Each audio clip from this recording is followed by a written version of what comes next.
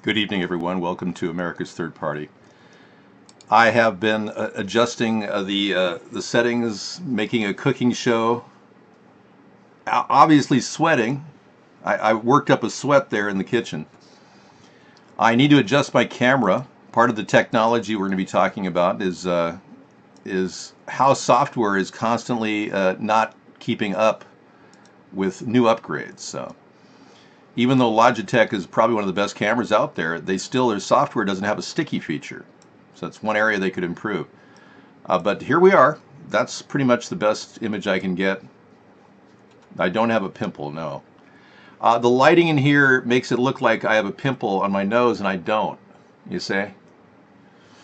I'm working on getting another light over here, so it doesn't look like I have a pimple on my nose. I'll be working on the hair, thank you. Makeup. Today's Technology Thursday, so we're looking at ways in which we can improve our experience online. Obviously, most of us are enjoying the benefit of living in America and having all this wonderful technology at our disposal.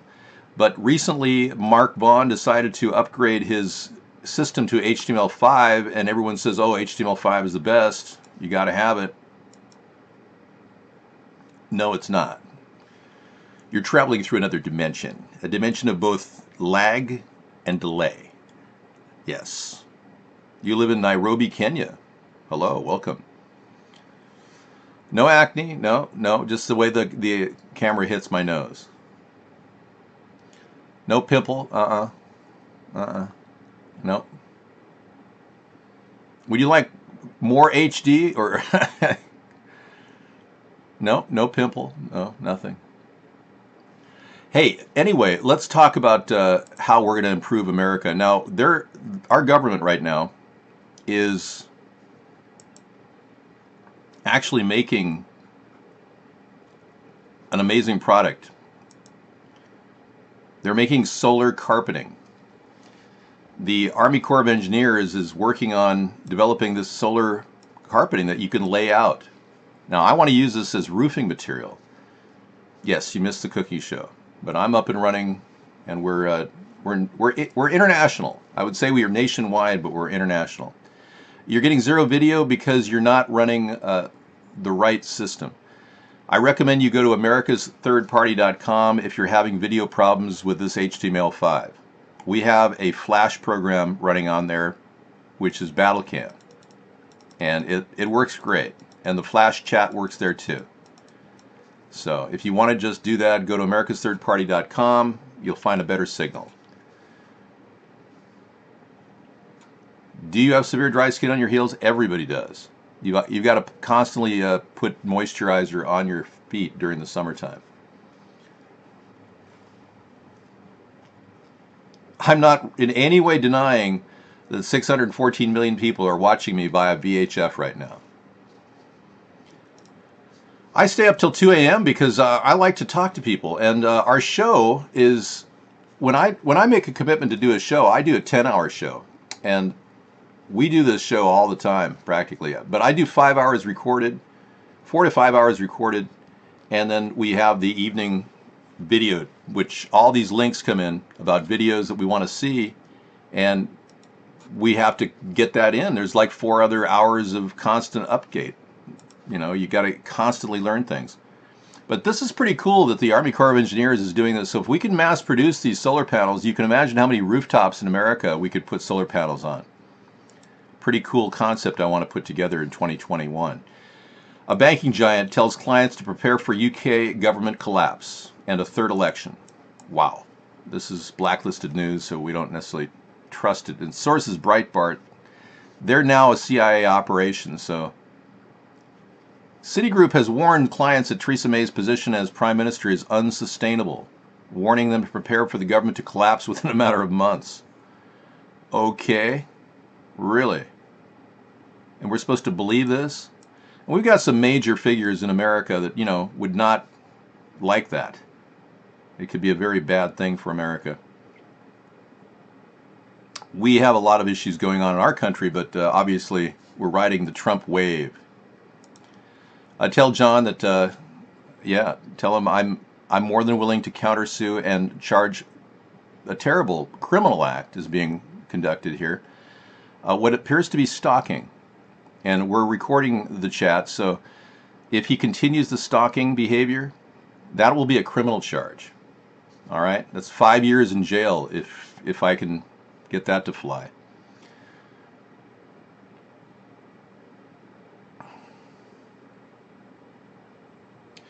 She was in earlier, yeah. Ozark says we have 43 million watching on UHF uplink. Good, good. We had a UHF transmitter attack last night that knocked out tons of UHF transmitters, and we're trying to figure this out, how we're going to make this better for all of our viewers, because a lot of people love the free entertainment they're getting, and there's no reason to stop it because I like putting out free content. It's what I do. It's my hobby. Nope. No, we are recording the chat, and any type of stalking behavior from any one person, threats, will be recorded and brought up in court. So don't think for a second that your chatting here is somehow devoid of consequences. I don't have any physical ailments, so I'm good. I'm in good shape.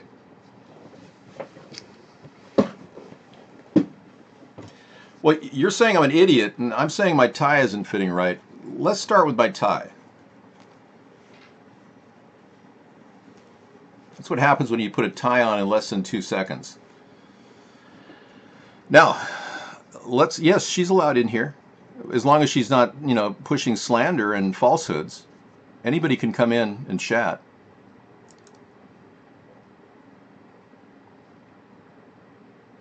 I do have something against you. Yes, I have your chat. It can be used against you in a court of law. When you signed in as a guest from your IP, you willingly signed over your rights. Yeah, you didn't know that? Chatting here, it could be used against you. Like if you were to, like last night I had a guy saying, "Hey, Dave, why don't you kill yourself?" I said, "Hey, I recorded that. That is a death threat. You could go to jail for 25 years for urging somebody to kill themselves." Anyway, well, the fact is we've been censored in America's media. The mainstream media has censored me for 8 years. And when I cut off a couple people that are slandering me or threatening my life, you call that censorship. It's kind of ironic. But censorship happens when people shut down people from freely speaking out on the issues. Slander is not protected by free speech. No, I'm not an attorney, but I can tell you that slander is not protected by free speech. It just isn't.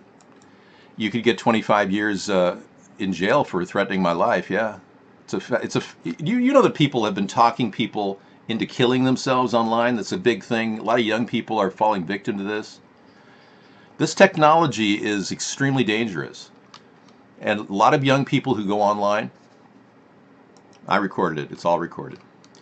A lot of people who go online are not seasoned veterans like I am. And these people actually fall victim to these horrible, evil people that are sitting in their parents' basement thinking they can get away with death threats. Yes, I'm glad Susan Rice is going to go under oath regarding the unmasking.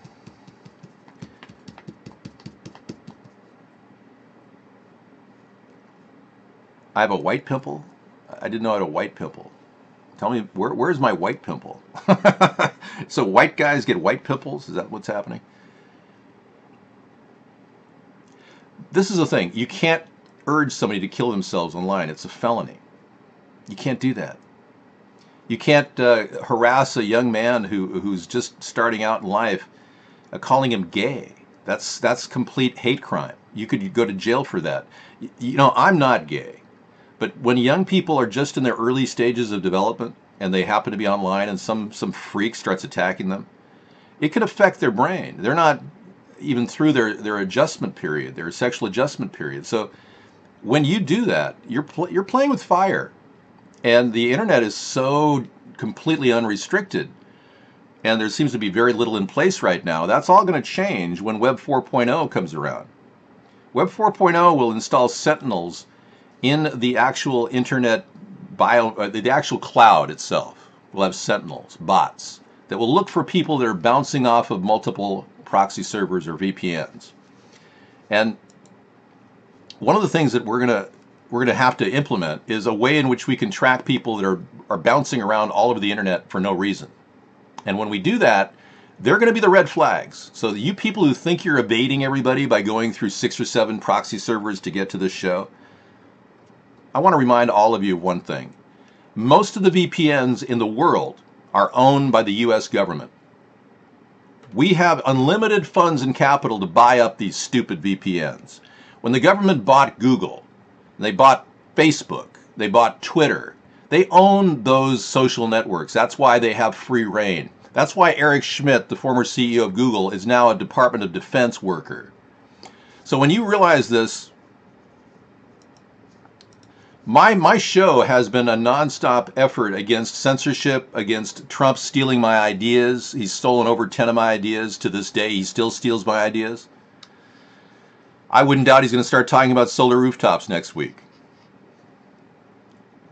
But when these things are going on constantly, it kind of creates a need for a person like me who's going to implement some pretty tough controls over abuse on the internet.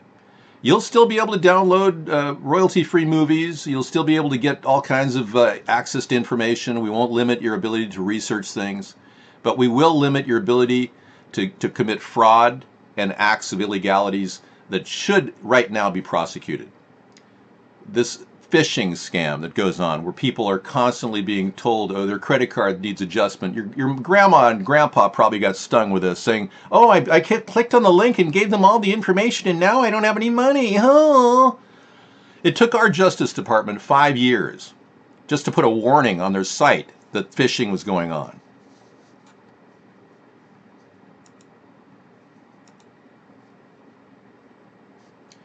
We're going to remove you from the show because you're not important.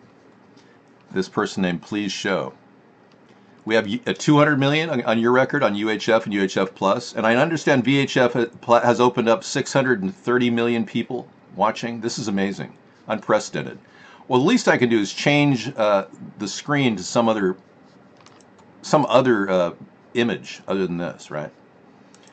Because I really don't care about a banking giant telling clients to prepare for the UK government collapse.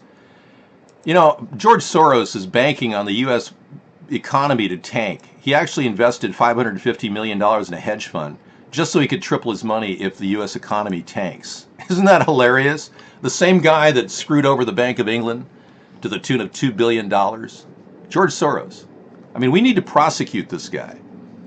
He will go into our country and install his MoveOn.org paid protesters to start riots and act like, oh, rioting is going on in America.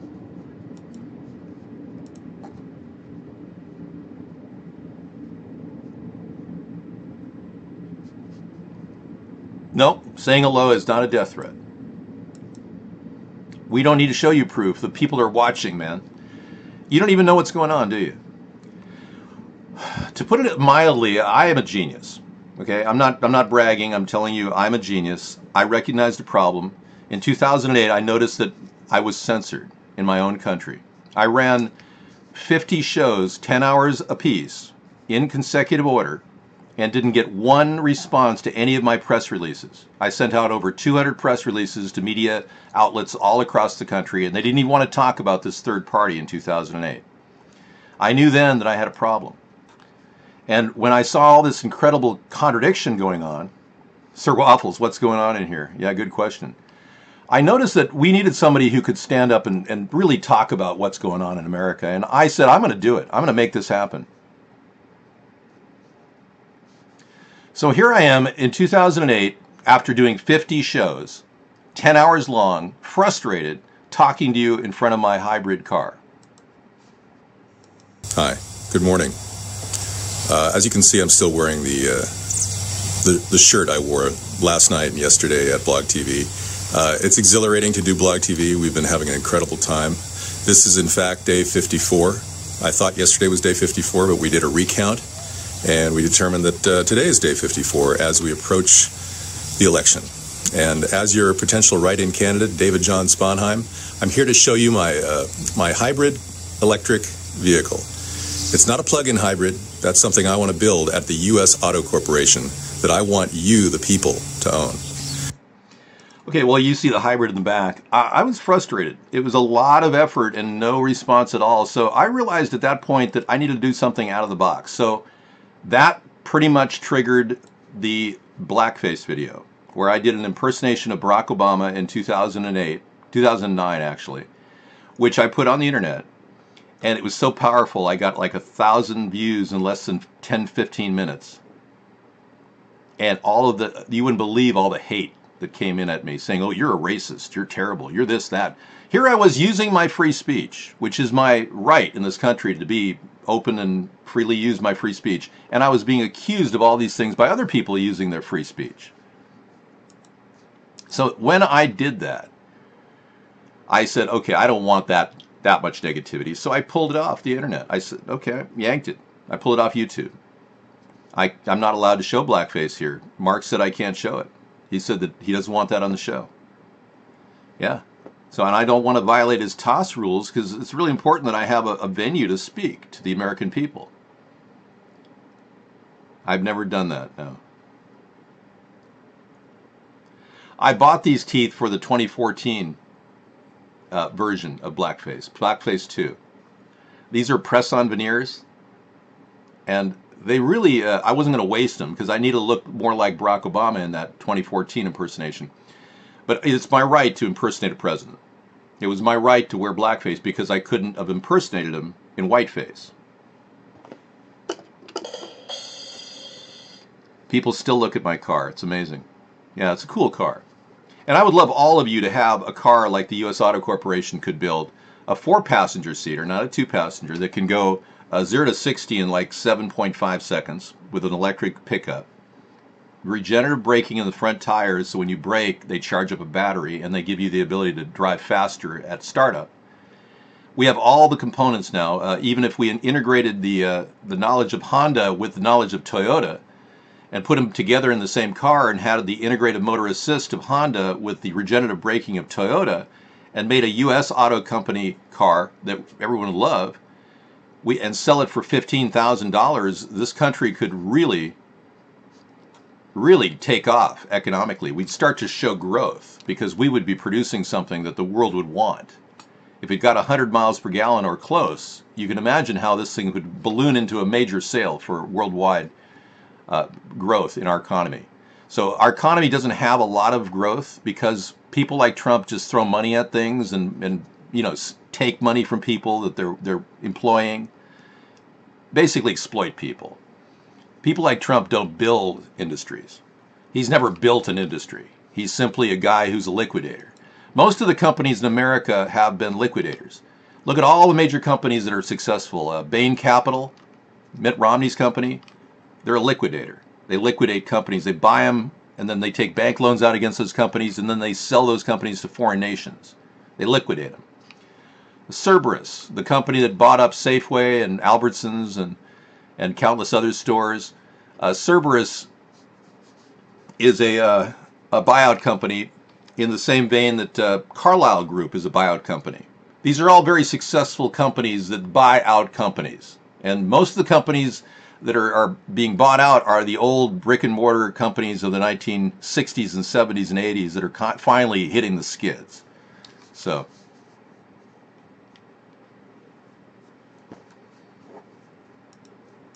all right.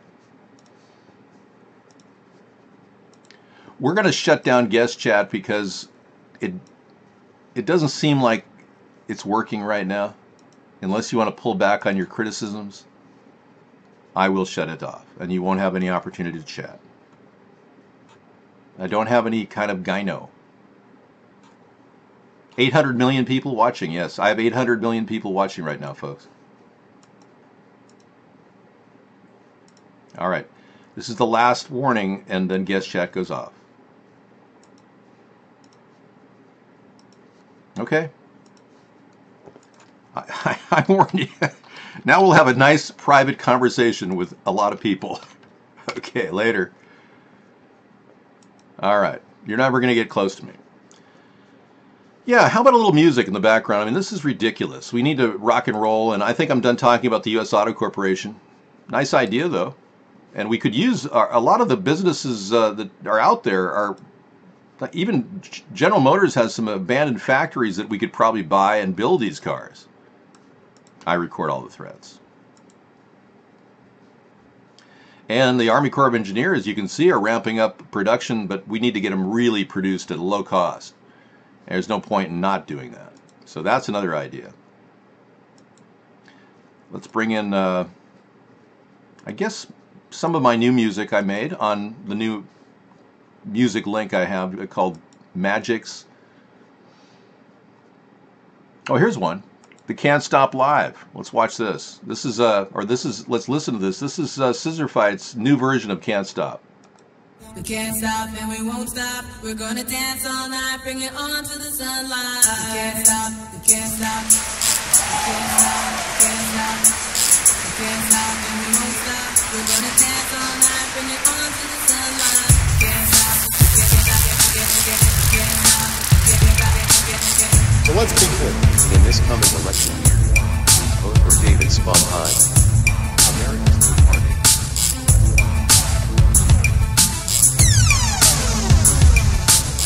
Sponheim for president. Can't stop, can't stop, can't stop, and we won't stop. We're gonna dance all night, bring it on to the sunlight. Can't stop, can't stop, can't stop, can't stop, can't stop, and we won't stop. We're gonna dance all night, bring it on to the sunlight. Can't stop, can't stop, can't stop, can't stop. First we hit 'em low, then we hit 'em high. Underrated, but we made it to the finish line. Rhymes designed to combine and intertwine. Spring to the summer, fall, even winter time.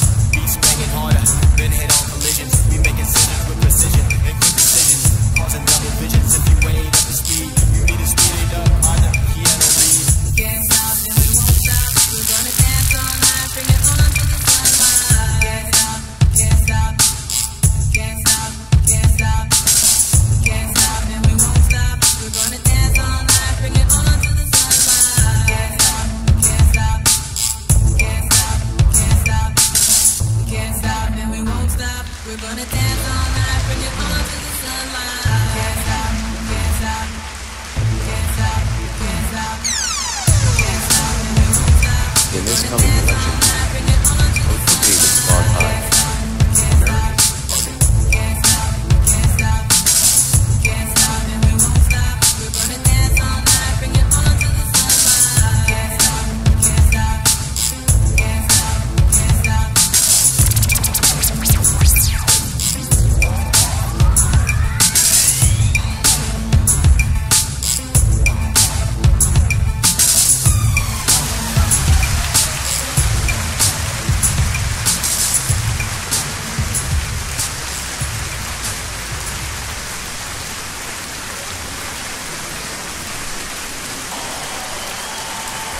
All right, thank you very much.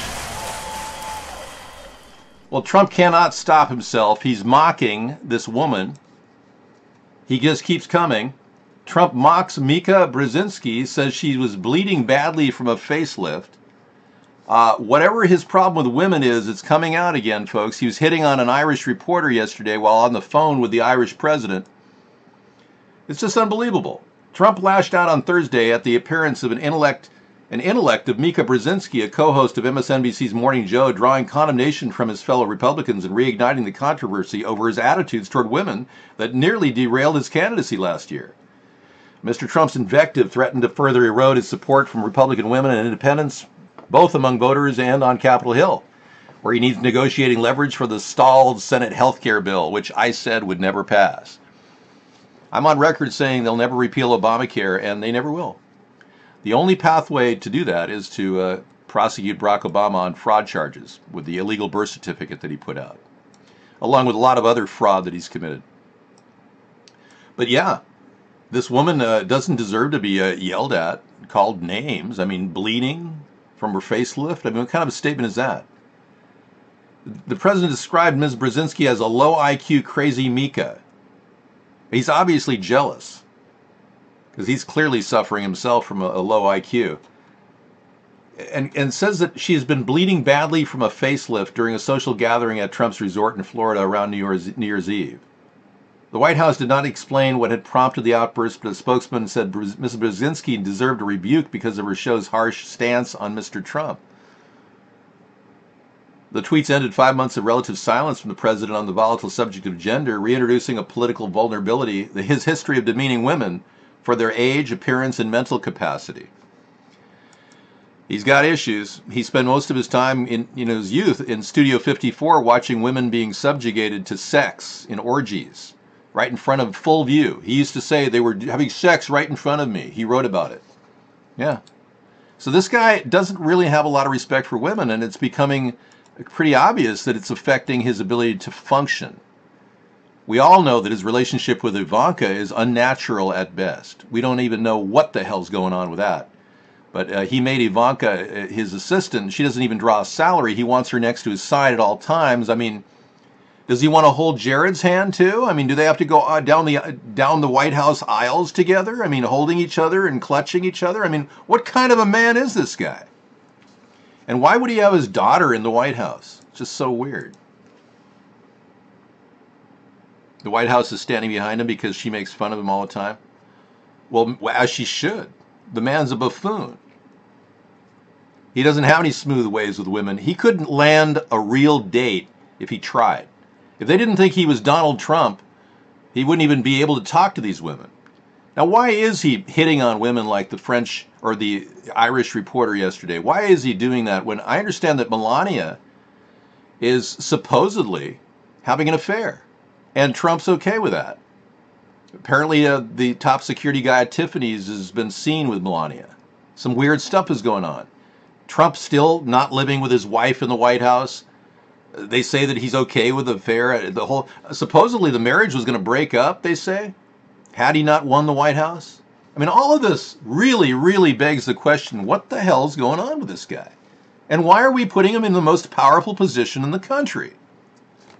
What about me for president? Yeah. I just don't understand why we have people who are constantly out of it, unable to focus and do things, like average Americans do things every day. If this guy could just do something, that'd be great, instead of sitting there tweeting all day. I don't think Donald Trump has done a damn thing. You know what's really ironic? He said he passed more legislation than any other president before him. He hasn't passed any legislation. None of it flies. The border, the travel ban didn't pass. It got stopped in court. The healthcare bill, complete joke. It's got 12% support right now. McConnell is like, might as well just pretend like the whole healthcare bill could be put in the morgue. You could make a vault for it.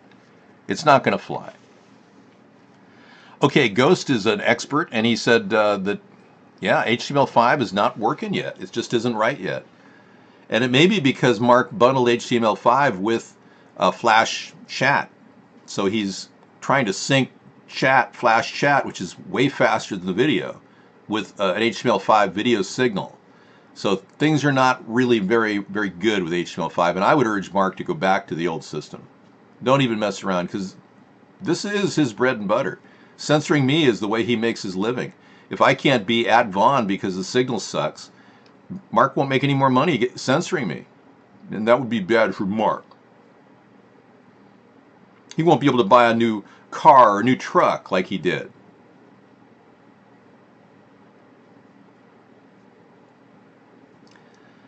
You know, I got to tell you, you're fixated with hairdos, Ace Spade. I'll bet you're balding.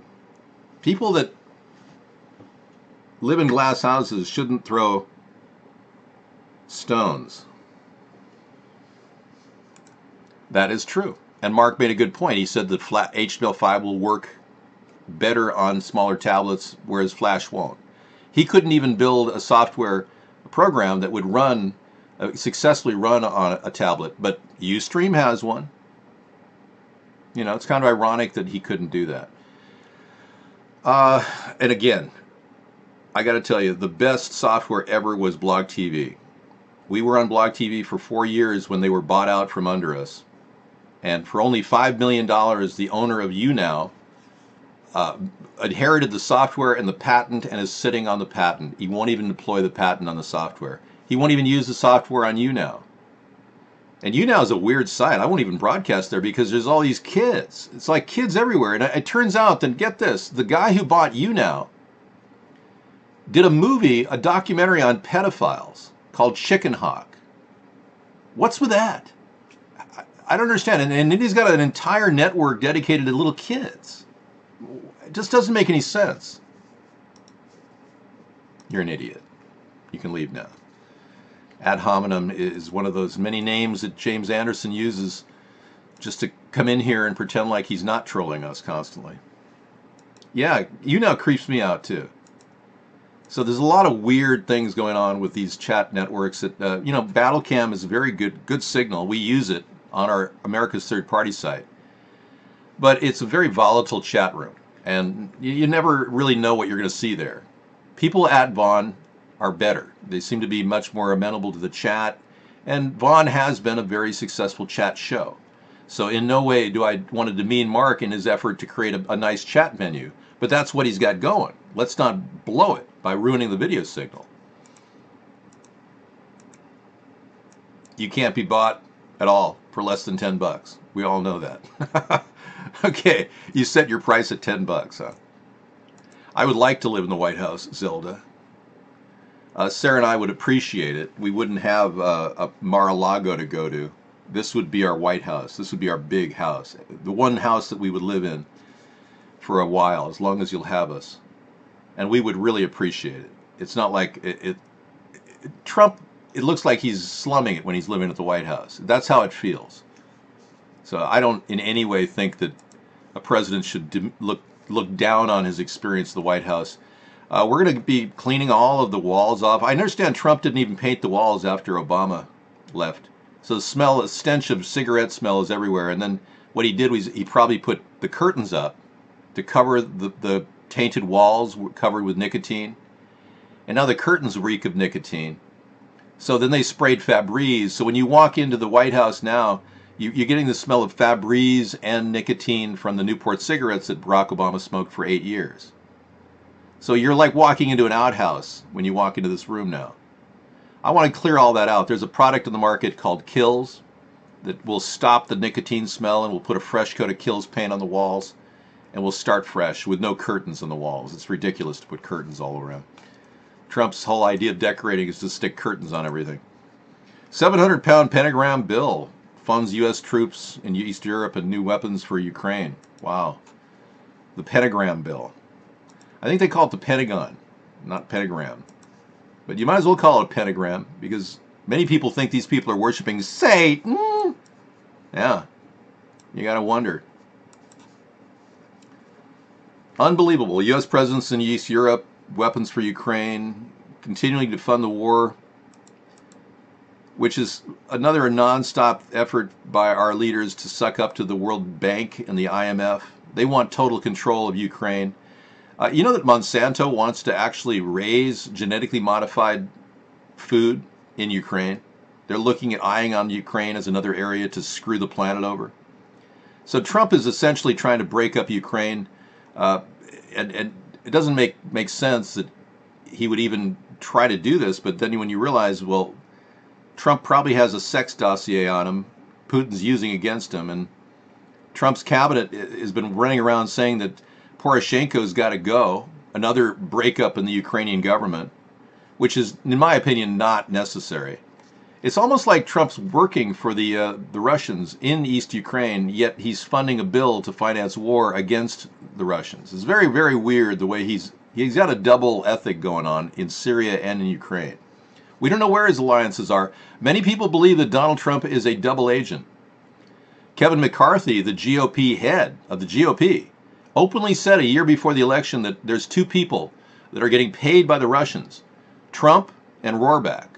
Now, I don't know about Rohrabacher, but Trump definitely. And I think Kevin McCarthy knew something, and a lot of the old guard of the Republicans didn't do anything to stop this. So they're complicit. Thank you.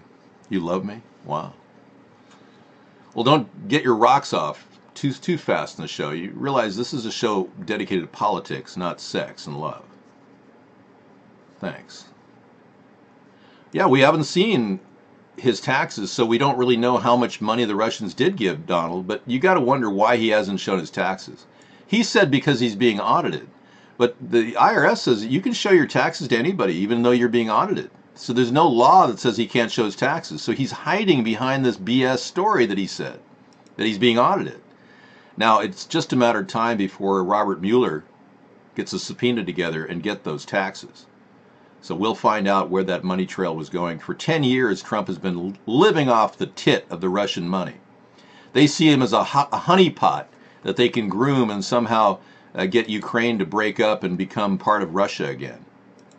So while Trump is financing, and the Pentagon's financing a war against Russia, Trump is secretly on the side trying to break up a war in Ukraine.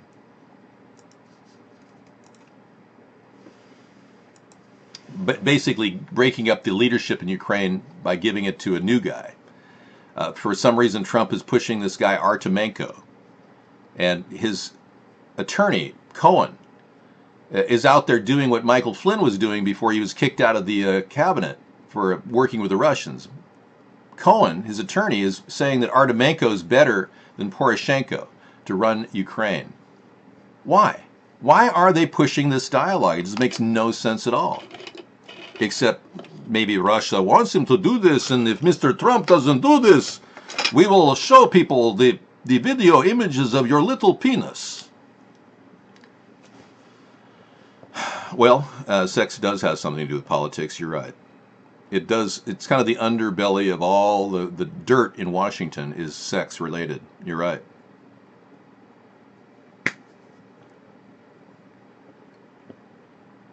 First huge cyber attack from Ukraine, then University of Donetsk explodes, and now someone set fire in the forest around Chernobyl. Something fishy is going on there. Well, I heard that Russia has mobile cremation centers that when people die in the field in eastern Ukraine, they're put into immediate crematorium. So you don't even see the bodies. Russia wants us to believe that they're not fighting Ukraine in eastern Ukraine. We know that this is getting worse and worse, and Russia has a hidden agenda to take over Ukraine again. Because they weren't happy when they lost the largest country in their satellite nation group, when the Soviet Union broke up. When Ronald Reagan said to Gorbachev, Mr. Gorbachev, tear down this wall. And they pulled the Berlin Wall down. And okay. Forest fires rage in the Chernobyl exclusion zone. Somebody started it, no doubt. The emergency service dispatched an M8 helicopter with a water spraying device and 2 fire planes to the location to provide surveillance and combat the fire. 102 firemen and 22 fire engines arrived at the scene. Despite their efforts, however, the fire even spread somewhat, engulfing 25 hectares of the forest bed. That's a lot of land affected, for sure. All right, well, we'll see if that is an ongoing tragedy which is being fueled by some nefarious activity by Russia. Yeah, you missed the blimp plane. Well, you had a big blimp plane episode last night. Hey, David Nation. He loves coming in here and talking like he's a black guy. And he says, hey, look, it's white man. Hey, look, it's black chatter. Okay, your girl wants to hear the impersonation? Okay. Mr. Anderson. It seems, Mr. Anderson, that you are somewhat different than all the others. Mr. Anderson, you seem to be able to avoid combative control by the Matrix. You seem to be different somehow. Well, Mr. Anderson, I too want to be different. I want to be free of all of this sickness, this stench of humanity. How do you do it? I'm here to give you every day my 5 hours. You know, I lock in and I give you my 5 hours. Sarah gives me 2 breaks during the show. You get to meet Sarah. But I'm running late today. No hurry. I'm fine. Really? Thank you. So we've got a nice warm day going here. I thought it was going to be a little cooler, but it's back up to warm temperatures and here in the Pacific Northwest. Okay. Got Sorry. fans going. I just looked and I was like, oh, it's already 6:46. Oh no, it's perfect timing. You came in at the Usually right I was time. Like, yeah. Anyway. So we shut down guest chat because people were just being ridiculous. I gave them an option. I said, Periscope another. yeah, I've got Periscope over here. And YouTube. Did you share it on? No, I haven't shared yet Periscope yet, so Okay, whatever. let me do that. Well, it's fine. Well, I mean, I should do that. It's my role, Yeah. but I keep forgetting. You know, in order to get people at Periscope, I have to Twitter it. But Twitter has been blocked for the past 6 years. We've had nothing but problems with our Twitter account. And Have you gone to France, David Nation? When was the last time you went to France?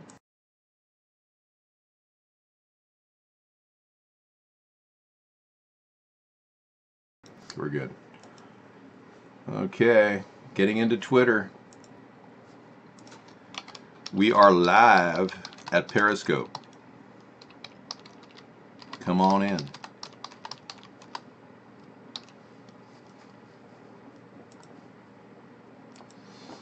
Okay, we're tweeted. And then I just drag it down here so I can see the Okay, chat. good idea. You bought a plane ticket where? For you and I to go to France. Oh, thank you. He's getting paid a lot of money at CPS to afford a plane ticket. It's all those kickbacks you get for taking kids out of their homes, probably. You know that the government gives the CPS $4,500 per family, per child, when they place them in a new home. Isn't that unbelievable? When Bill Clinton was president, he made this available for the CPS organization, Child Protective Services, to get $4,500 in kickback from the federal government, and we're still giving this money away. Child Protective Services is giving, the federal government's giving them $4,500 per student or per child placed in a new home, like a foster care home or an adoption. Protective Services is giving. Isn't that ridiculous? And in some states, it's up to like $30,000 a kid, because like Ohio has a huge kickback for CPS. It's wrong because it gives the CPS an incentive to break up families. Yeah, it's like they're getting commission. I'm not kidding, Anderson Cooper. Well, I raised a stink with JetBlue, and I didn't get a single penny back. We had a flight scheduled for JetBlue a few years back, like 7 years ago, and we had to cancel due to a health care issue in the family. We had to, get back home earlier, so we drove. But JetBlue ignored my emails. Nothing. I got nothing from them. So I don't know if they're giving money now, but you must be better at raising a stink, pilot. I have heard CPS does get some kind of like bonus when they close a case, but closing a case could be anything. I don't know. David Nation, I've already told you, you're going to be the lead man in shutting down CPS. Yeah, we're going to have you manage the New York operations. You're going to get a raise. You're going to be the guy who fires people. I hope you can handle that. You got to get something for being in our show for 8 years. I mean, really. What I want to see is more orphanages that are modern and completely designed for safety and security for the kids. Yeah, you'll be our lead man in the field. Or did you need to take a break? I sure do. I'm gonna go. That's fine. Yeah, I'm gonna do a little thing with my dinner. Thank you so much. Yeah, I'm sorry. No, it's okay. I should have come in like 15. I'm like 15 minutes late. Or something like that. Oh no, I did not see the story about the people arrested in New Jersey for food stamp fraud. No. Is it a scary thought? Is that the scary emoticon? Pushing fake news? You make $46,000 a year. Nice job, David Nation. Are you putting a lot of that into deferred compensation? if you can. And so deferred compensation, look into, of course, you're maxing out all of your retirement funds, I hope. Hello, Katerina. Katerina? Yes. Yes, I know. You bought David and us a plane ticket. No, we're not ready to go. Like I said, David doesn't want to fly, and I'm not going anywhere without David, so. David wouldn't, I should say, David doesn't want to fly, and he doesn't want me to go anywhere without him. That's the most accurate way I can say that.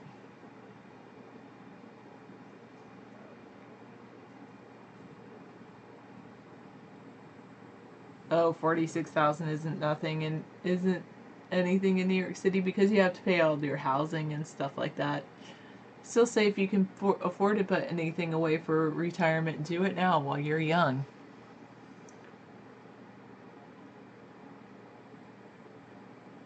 No, pilot, I'm not. I'm going to honor her request. Rexosaurus, hello. That's an interesting camel gif.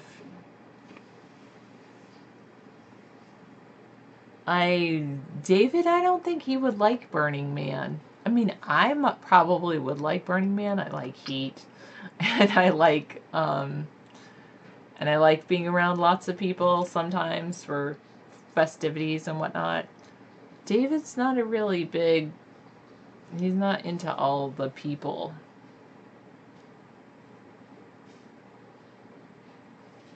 Oh, yay! The uplink for UHF is back online. Thank you, Ozarks. I'm so glad to hear it.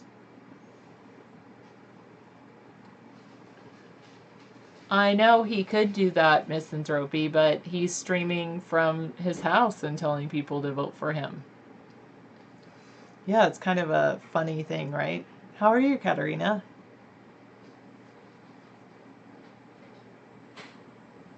That would be pretty hilarious. John and Cage, you think 46,000 in New York is below the poverty line? Really?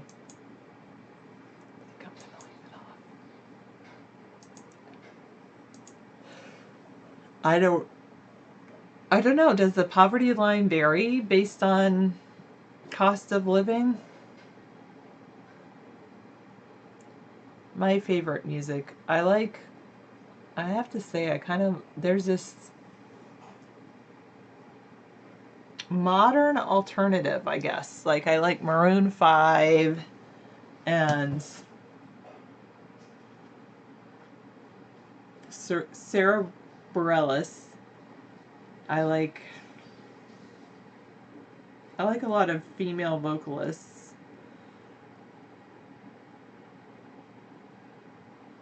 Kind of like, I don't like hard rock though. What's my favorite song? Sarah, smile a while for me, Sarah. If you feel, Hall & Oates, of course. If you feel like leaving, you know you can go. But why don't you wait until tomorrow? If you want to be free, yeah, you know, all you got to do is say so.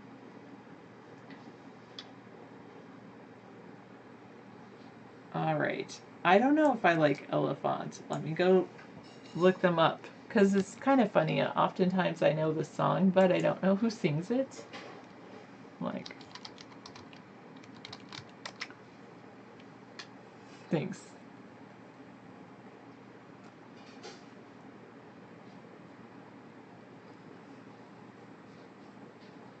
Sometimes I love fries. If you want to sing out, sing out. I don't know about sing out, if that's in there, but.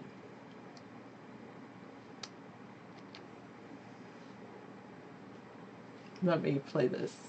Only getting younger. Elephant. Vivo.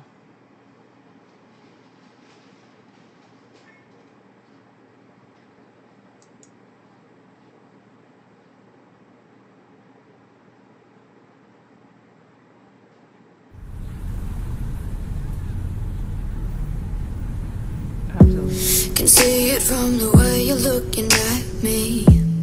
You don't think I'm worth your time. I probably would like that. Elephant. I'll have to look into them. I like that, what are those? The Chainsmokers? I like them. I don't like the name of their band, but I like their music. I played less than 26 seconds, Misanthropy.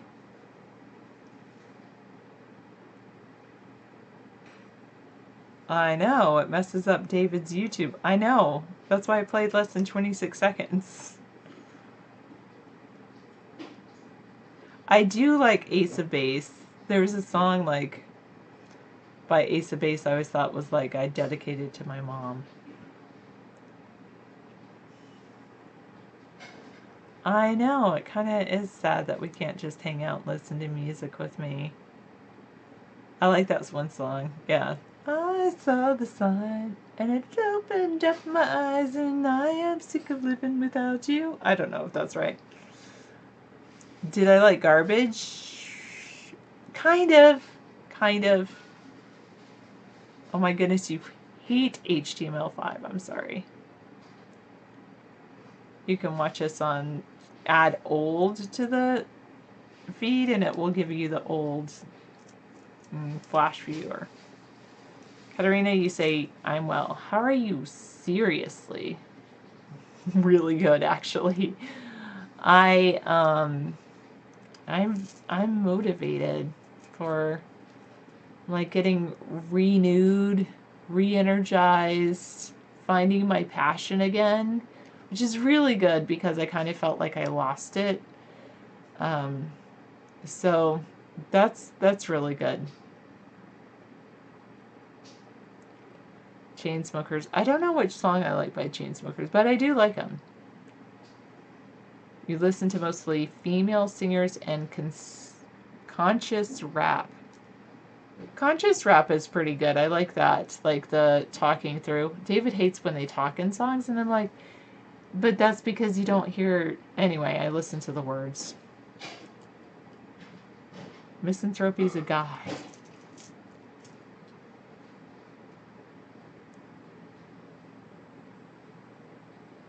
Utilized. Utilized is a nice word. Instead of you, like you get utilized. No, salty, not for that.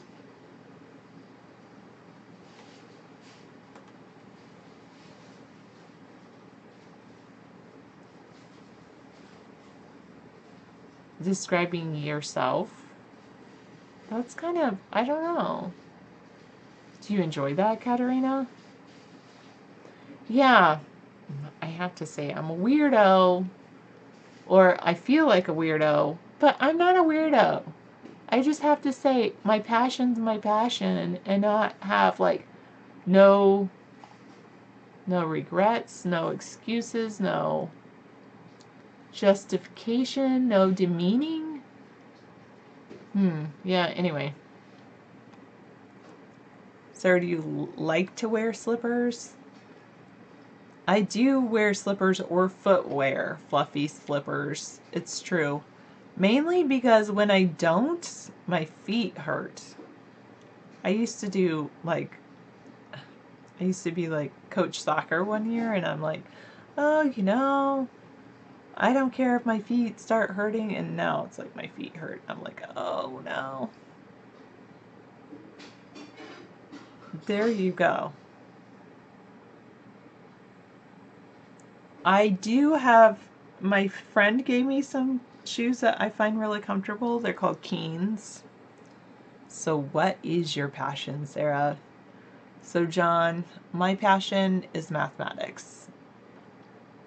Up till pre-calculus. I haven't taken calculus, and I kind of want to take calculus. But of course, I'm working on maybe doing some coding. But I like math a lot.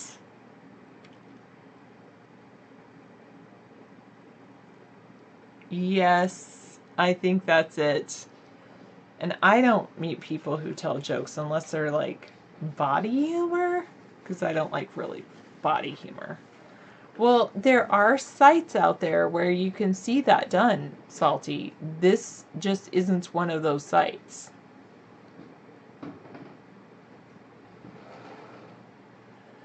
So, forest fire is raging in the Chernobyl exclusion zone. Yeah, there's a fire outside of Chernobyl in the woods. A lot of 25 hectares. Wow. I am thinking of taking the MIT OpenCourseWare Calculus, but I also need to take the MIT OpenCourseWare Python, and David wants me to work on learning to code, so I'll probably end up doing that.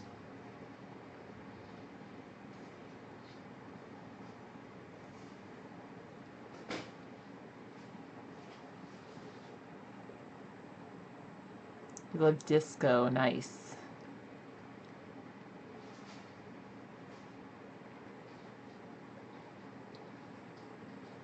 Oh, you're talking to pilots. What? Oh.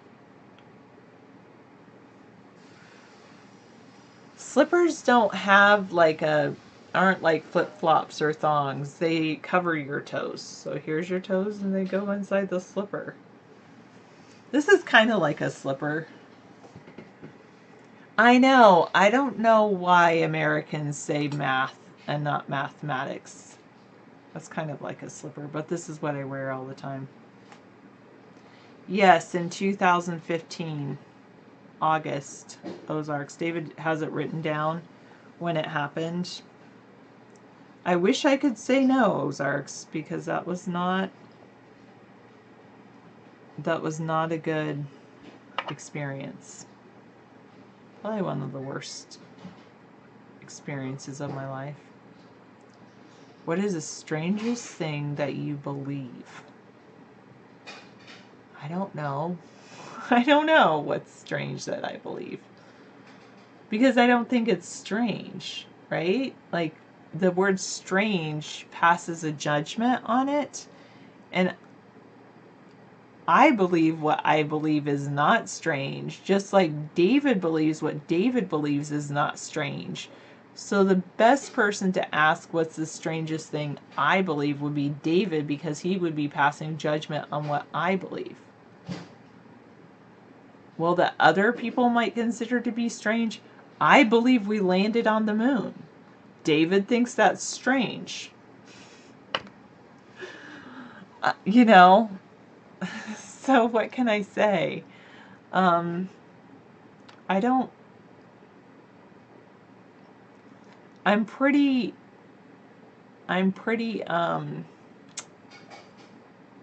open. Well, you know, it's kind of sad.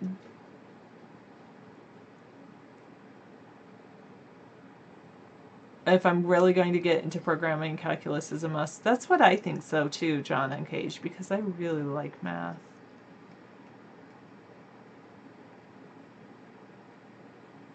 No, you can ask me what I think of different things, pushing fake news, but to make a judgment about what I think as being strange, okay, I'll say this. Maybe I think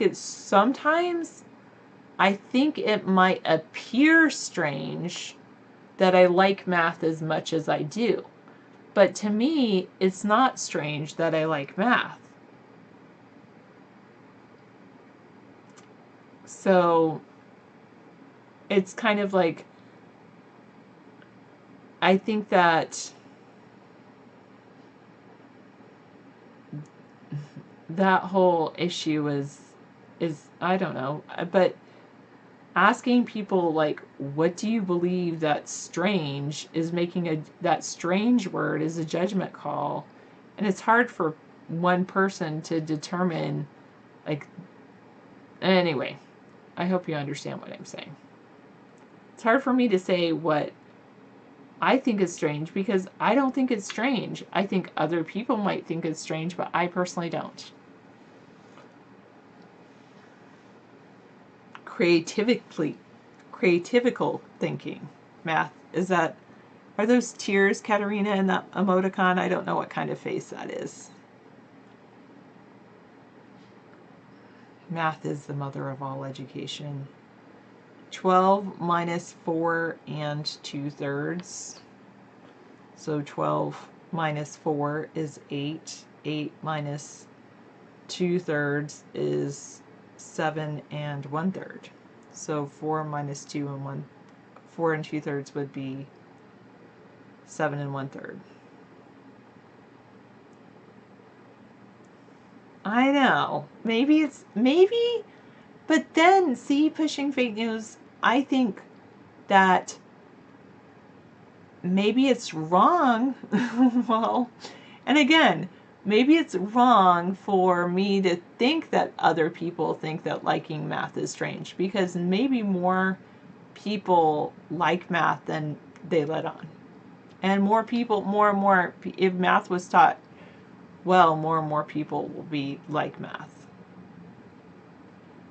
Sarah, do you believe reptilians are shape-shifting into bananas and stuff? No. I do, I don't know if this is strange, but I do believe in like a spiritual world, like angels and demons, and I believe that I have a guardian angel. Yeah, maybe I will get humans to Mars with my math. You're a math maven. Nice. I like that cookie. So today I did a thing called, I went to training. It was called a Number Talks Institute. They had one in Maryland and then one here. And it's very cool. It's basically, first they start with dots and then they talk about, that's what I should do with you guys is number talks. It would be so fun. Like, get rid of all this stuff behind me and do a whiteboard, like, number talk. Oh, why do I ignore the Manchester attack? Because it didn't happen in my town. I mean, I hate to say that, but it's true. Do I want to be like that guy in the Pie movie? No, because I don't necessarily think that my love of math, that there's some key to cracking a code in secret numbers or things like that. I'm not one of those ones that like words or numbers, but except for, of course, then you go into computer language and that could be that way. My guardian angel does not have a driver's license because they exist in an ethereal world rather than in a physical world. So for you live 4 miles from Manchester. How do you feel about the Manchester attack?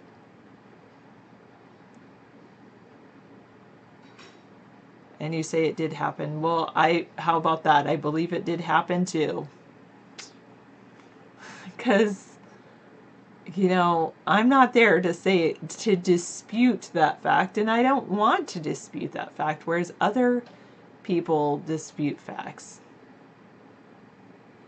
Have I ever looked into that stuff, though? Can you elaborate on that stuff? Because obviously we have other conversations going on, aka Manchester attack, aka mathematics, or the Pie movie.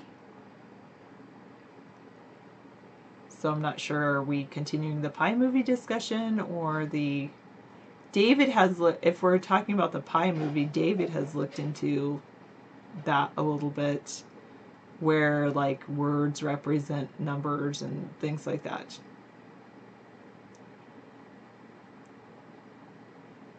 So Patrick, you went on a test drive, it was dreadful, and David really annoyed you about it? See, and David's typing in the other room about like, oh, did you see the bodies, Patrick? And oh, what did you see? And oh, answer the question, Patrick.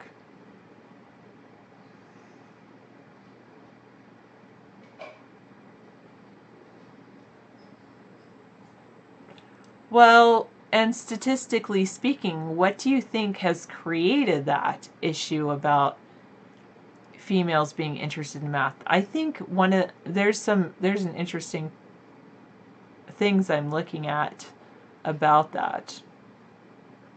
So the travel ban did technically go into effect today, and will be heard by the Supreme Court in October. So I personally think that by the Supreme Court not hearing the case until October, Yeah. that they don't see it as an issue. They're buying time. Do you think they're buying time, or do you feel No, like it's they don't illegal see what it? they're doing. You can't single out Muslim nations and expect them. It's completely illegal travel ban.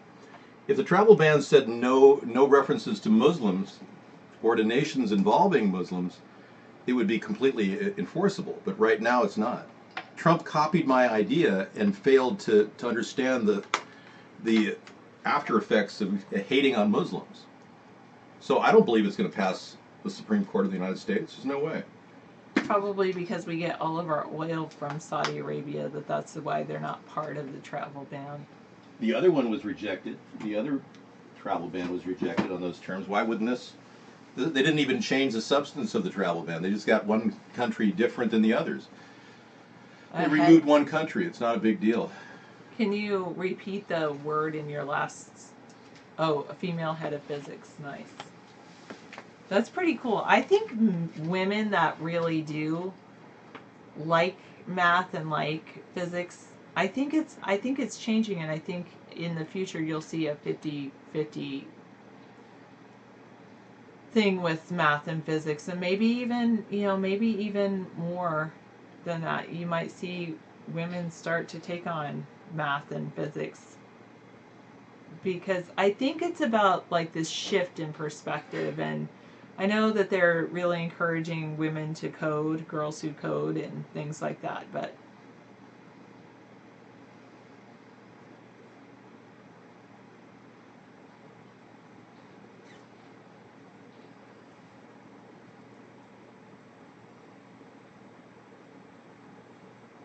oh, am I going to do any trivia? I could. You've known other women that like math. They tend to be quite boring. Well, let me know if I bore you.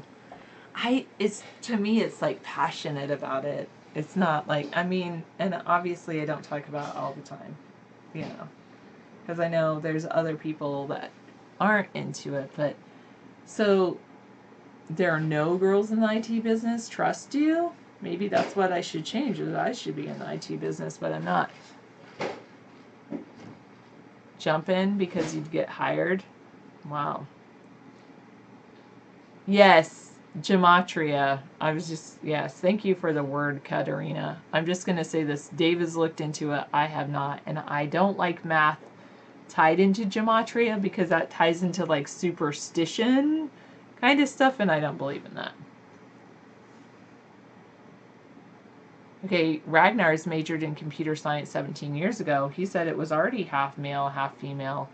So is there an issue with women not going the next step and actually working in the field? Actually, I know a few women that work in the field.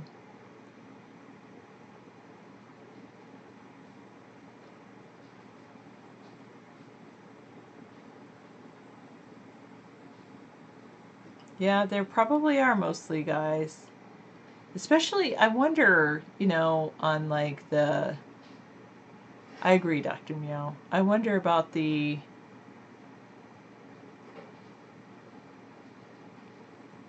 is it on the network side or software side where the male-female ratio is, and how that pans out. All right, Ozarks, you heard Cookie admitted that she was never a teacher. Have you? I have not heard that. I'm not sure how to read your question. Like, how we were talking about emphasis the other day. Sarah, I heard Cookie admitted she was never a teacher. Have you? Or have you? Do I read it like, have I heard Cookie admit that? No. Have I ever admitted I'm not a teacher? No, because I am a teacher. So, ha ha ha, Patrick.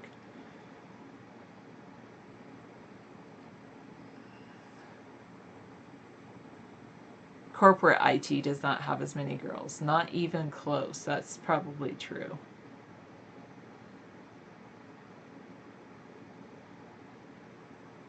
why does gender even matter? That's a good point. Why does gender even matter?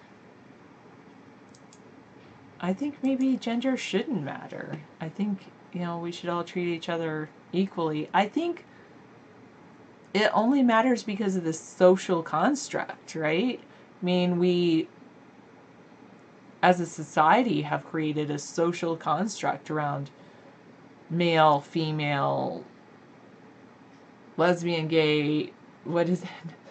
Bisexual, transgender, queer community. I mean, it's kind of interesting. So I teach all subject areas. I'm what is referred to as a generalist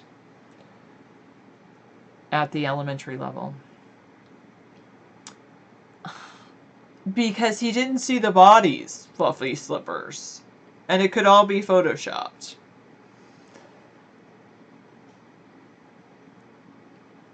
Oh, that's a good one, Misanthropy.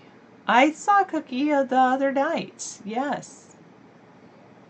But that's not gender, Anderson Cooper. Gender is a social construct, whereas sex, as in what genitalia you're born with, is a biological construct. It matters because it comes with a cultural and emotional package attached. Yes, and the emotional is due to the cultural indoctrination or perspective of certain gender.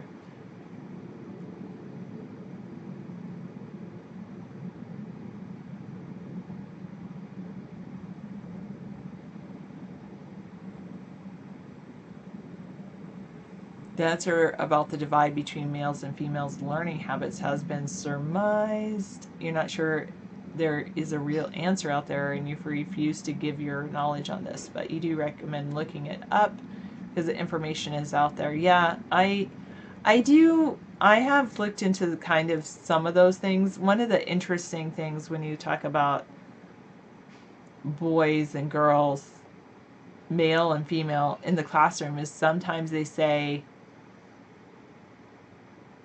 boys are traditionally like rambunctious and outgoing and just more rambunctious is I guess the correct word, where women are sometimes like sit still, and the education system kind of is more geared toward the way women learn. And I don't know if that's because, at least at the elementary level, is that because there are, when you talk about, there are more women in educators, especially at the elementary level. So just like IT might have less females in that field, education has less males in the field. Yeah, I tend to, I don't know. I get along with it. Actually, when I used to get along with men better because they were easier to talk to. Because men don't play games with their words, whereas women do. It's kind of funny.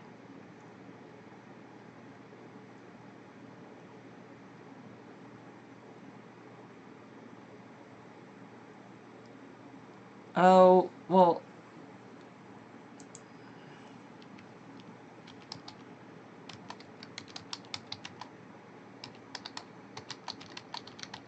okay, try adding old to the address, or try changing the setting to low. Oh, wait, let me check to see if David actually fixed something. One moment. One moment, please. I'm sure he didn't. No, David always doesn't realize that you have to do this every night. And I didn't tell him, so he didn't do it. One moment. There we go. See if that makes a difference. Actually, I'm wearing pants tonight. I'm not wearing a skirt.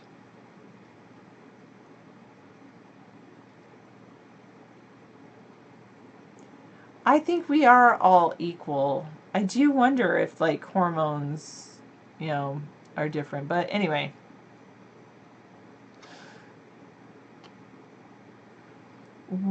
I think, are you choosing to be dishonest?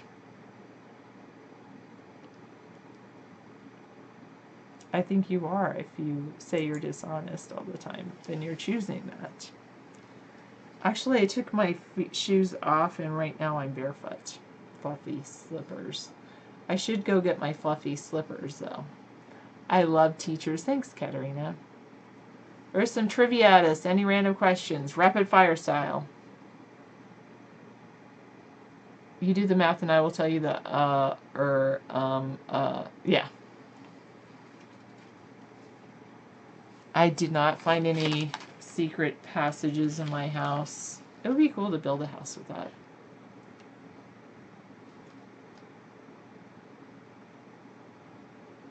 Ha ha ha ha ha ha ha ha ha ha. Connie, hilarious. No, gender is a social construct. You're born with sex. They always say, what's the sex of the baby? That's what doctors will refer to, not the gender of the baby. Alright, we did idioms last night. Let's do world literature. Or I did idioms a couple nights ago. Tonight's Thursday.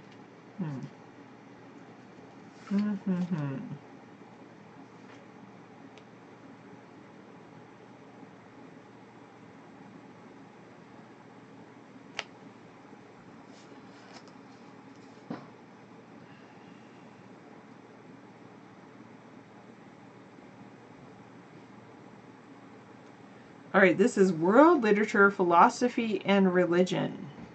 First clue. What is a novel by Miguel de Cervantes? The hero loses his wits from reading too many romances and comes to believe that he is a knight destined to revive the golden age of chivalry. Math should be taught in schools by number talks. Number talks should be taught in school. The story of Foxman, that's pretty funny. Oh, this was Miss USA. Math? No. I do not believe in math, and I don't think we should encourage it. Oh, okay, this is a really hard one. There are really two sides to this story. On the one hand, you have math, and then on the other hand, you have, this is like non-math. That's pretty funny. That's hilarious.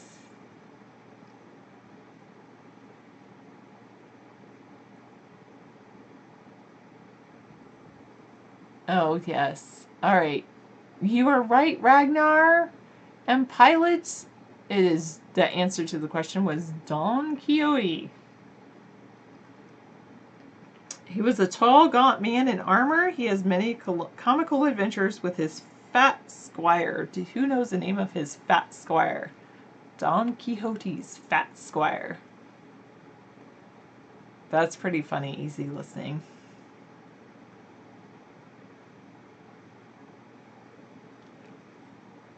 A person who is both idealistic and impractical is often said to be quixotic. Quixotic. Am I saying that right?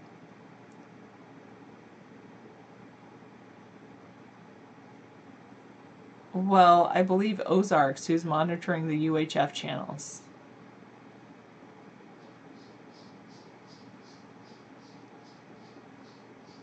There you go, pushing fake news.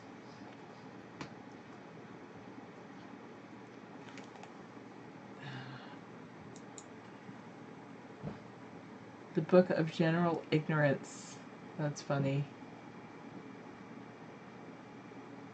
Misconceptions, misunderstanding, and flawed facts finally get the heave-ho in this humorous, downright humiliating book of re-education based on the phenomenal British bestseller, challenging what most of us assume to be verifiable truths in areas like history, literature, science, nature, and more.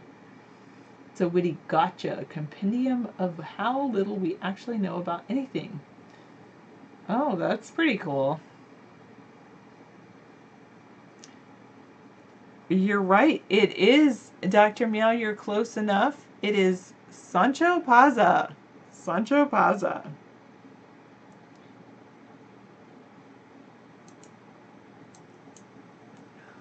All right, Katerina, you asked for trivia, and now you're not participating. Okay, that's okay. Who was a 19th century Russian author whose books include Crime and Punishment, The Brothers Karamazov, and he was considered one of the greatest Russian novelists besides Leo. It's not Leo Tolstoy. Yes, Don Quixote versus David's Invisible Fence. Hello, Kara Ghoul. Kara Ghoul. 78, 78, 78, 78. You like 1978? Are you 39 perchance?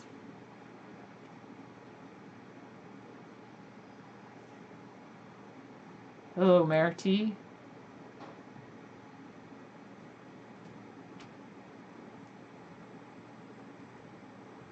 Patrick, you are correct. It is Dostoevsky.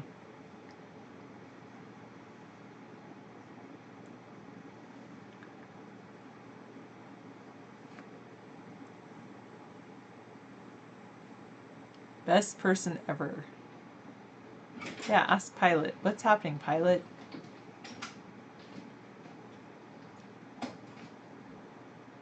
Oh my goodness. Pilot is on it.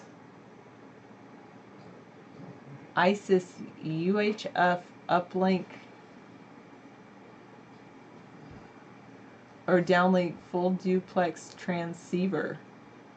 You bought that for 8,500 euros? I know. You're right, Dostoevsky. Your spelling wasn't totally accurate. Enables your CubeSat to have full duplex system with telemetry, telecommand, and beacon capabilities on a single board. Its efficient BPSK downlink modulation scheme and flexible UHF receiver make it easy to communicate with your CubeSat. You have a CubeSat? Or are you investing in somebody else's CubeSat?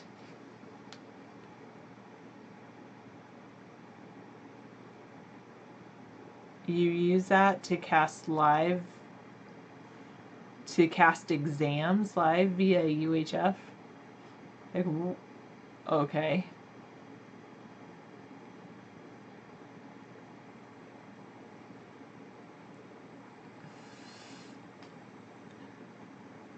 I don't know. I just clicked on the link. What is .nl? They also have a CubeSat deployer and a jig set for a 1-unit CubeSat. An ISIS onboard computer. I know, why would they call themselves ISIS? And 3-unit CubeSat structure.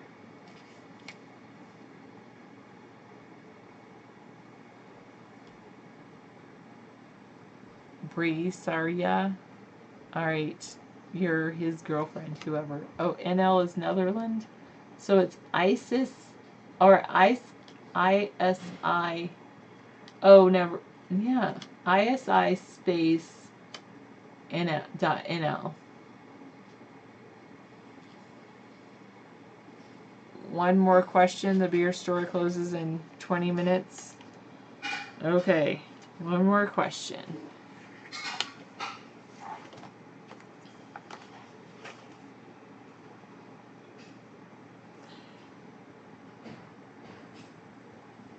I did some of these before.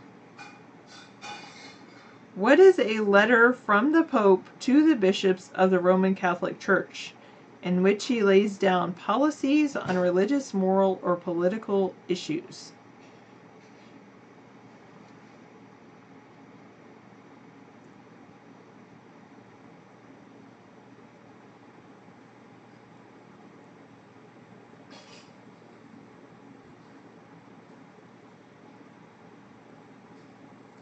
Well, unless your internet is from the cable company. Yeah, wow. Edict You really helped out. doctrine. That was great. The answer is an encyclical. Encyclical. Encyclical. Buckrat is right. She has it spelled correctly too, and probably. Encyclical.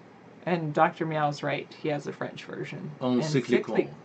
Encyclical. Encyclic. Oh, is it encyclical?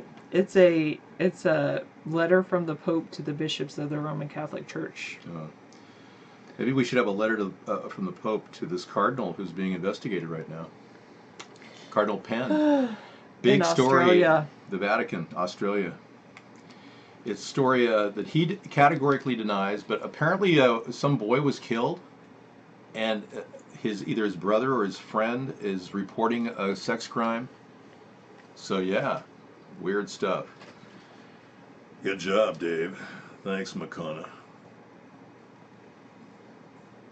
I'm working on my Macron impression, yes. Easy Listening has a thing about they interviewed. I don't know. They interviewed. No, I do know. They interviewed beauty pageant Miss America contestants and asked, should math be taught in schools? And they're all like giving these really stupid answers. That was fake.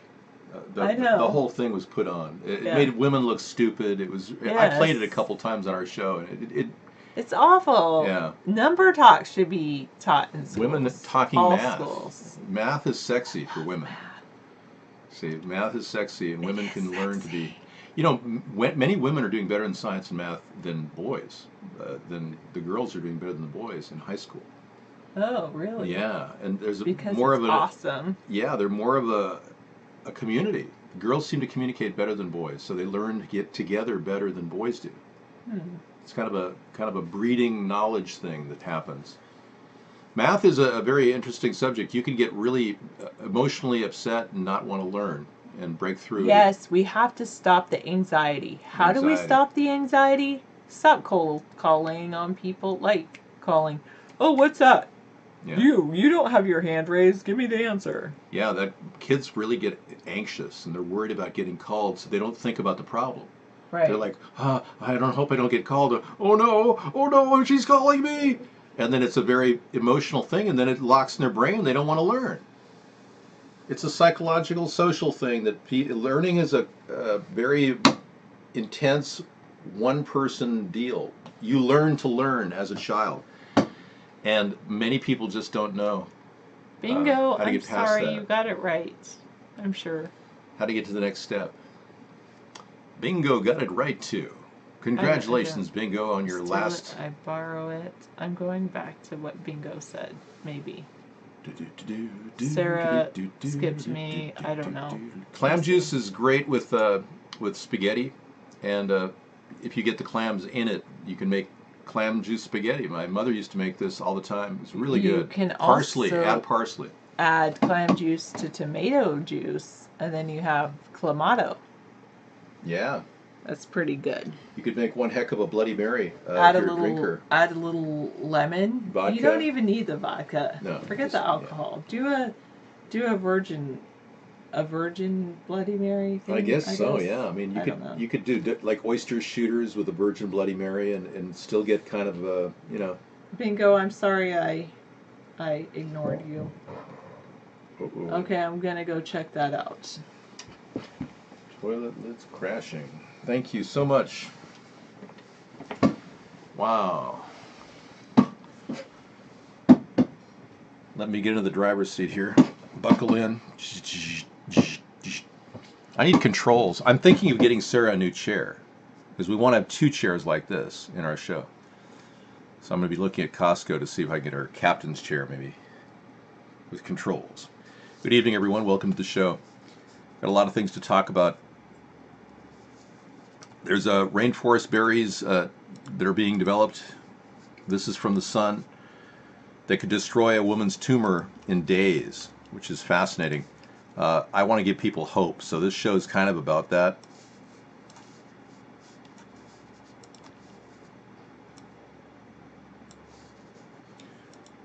Let's give you a link here. It's worth looking at.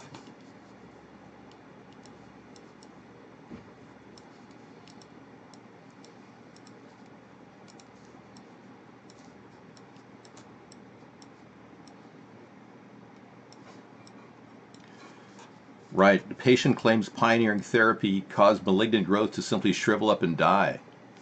Yeah. Is that your real hair? Briceria? Yes, it is. I'm very blessed with great hair. Okay, here's the link if you want to look at it, and if you have family members with cancer, this might be interesting. A drug based on the fruit of the Australian blushwood tree is currently undergoing trials in Queensland. She told Channel 7, "My cancer surgeon," she said, "I can take that one out. If you get any more, you might lose an arm." So basically, she'd lose her arm if this didn't work on her. She'd have to have her arm amputated. The blushwood tree, a rare species which grows in the Australian rainforest, she's the trial participant, said the drug had a visible and dramatic effect on her tumor.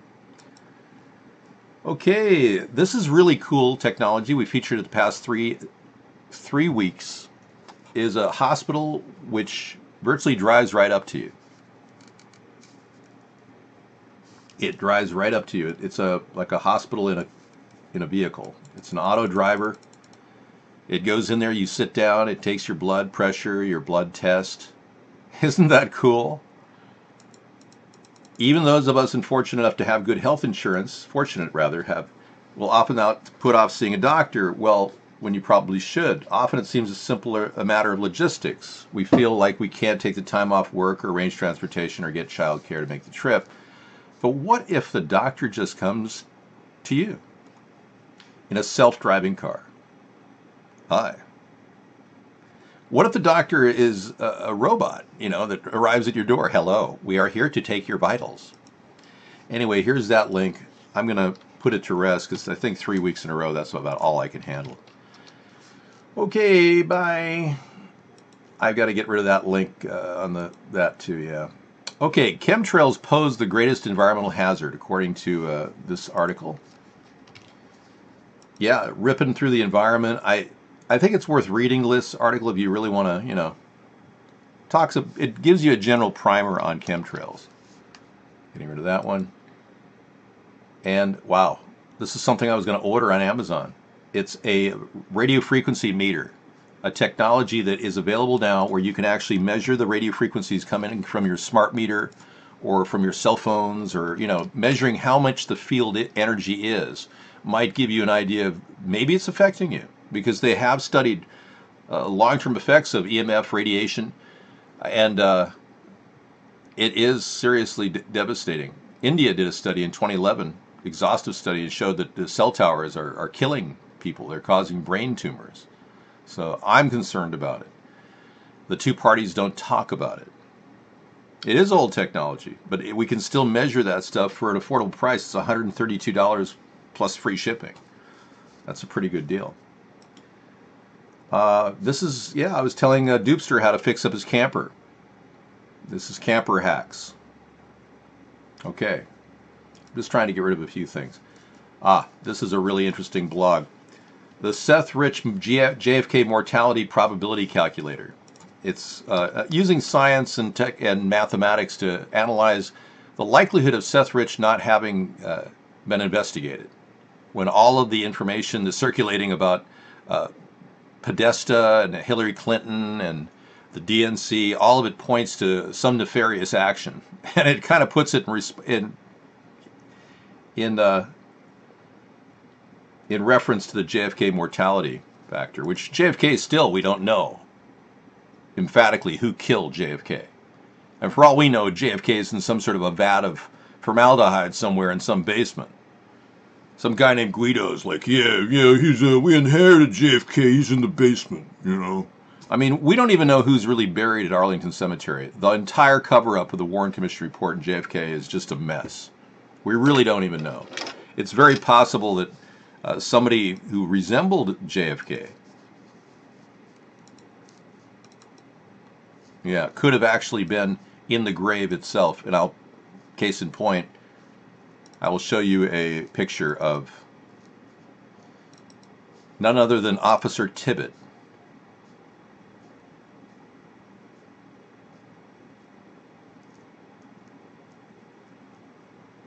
Officer Tibbet. Calling Officer Tibbet.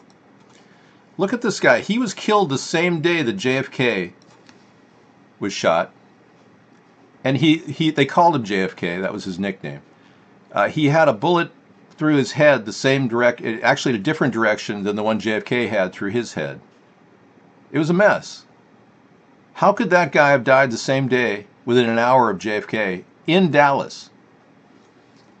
Not just outside of the Dallas area, but in Dallas he died. So it's very likely Officer Tibbet is at Arlington Cemetery. That JFK is in some vat of formaldehyde. Okay, I think we're done with that.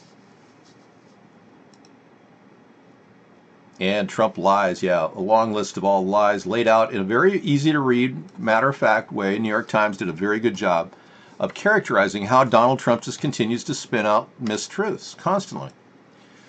There you have it. The Trump lies link is a good one. I'm giving you guys links in case you didn't know. That's for me. And this is a huge article that 3 journalists are leaving CNN after the Russian retracted article happened, where they know for a fact, I mean, all the evidence points to the facts that Russia was involved with the Trump cabinet before Trump became president, without the oversight of the Obama administration, without their consent. And that alone is a crime, violating the Logan Act. Hey, King Dave, thank you. 800 million. We're about to open up guest chat here. We'll see what's going to go on there. I'll read some of your comments once I do. But first I'll read your comments.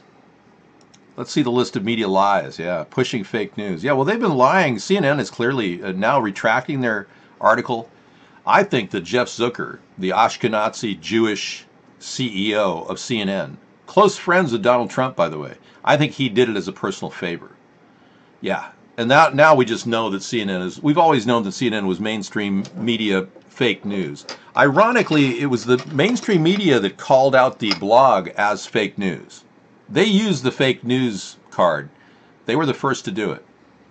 So right back at you, buddy. The CNN, Fox, whatever those warped mainstream media puppets that are sitting there say is manufactured and created by our government censors.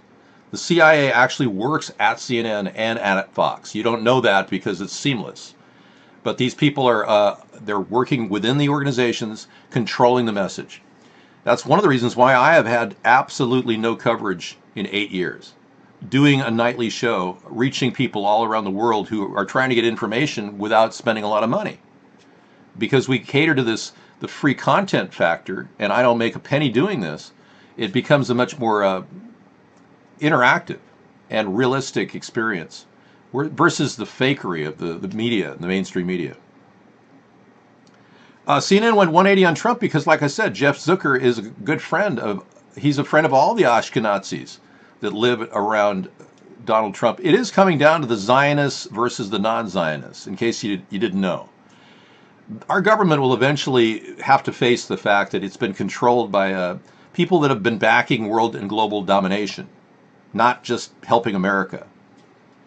We don't need to be manipulated into being the police force around the world. We don't need to be the big, huge dividing nation that goes in and does economic hits on countries. We're being manipulated.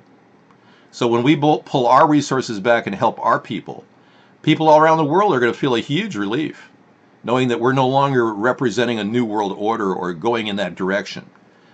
I'm willing to push the UN out of the country completely. I'm willing to take their offices and evict them out of the UN buildings in New York. I'm willing to do that. Because we don't need these intermediaries who are working directly for the World Bank, directly for the Zionists, who are trying to dictate our future. And that's why we're starting wars in Syria. That's why we're still in a war in Iraq and Afghanistan. It clearly has been an ongoing problem that just doesn't get any better.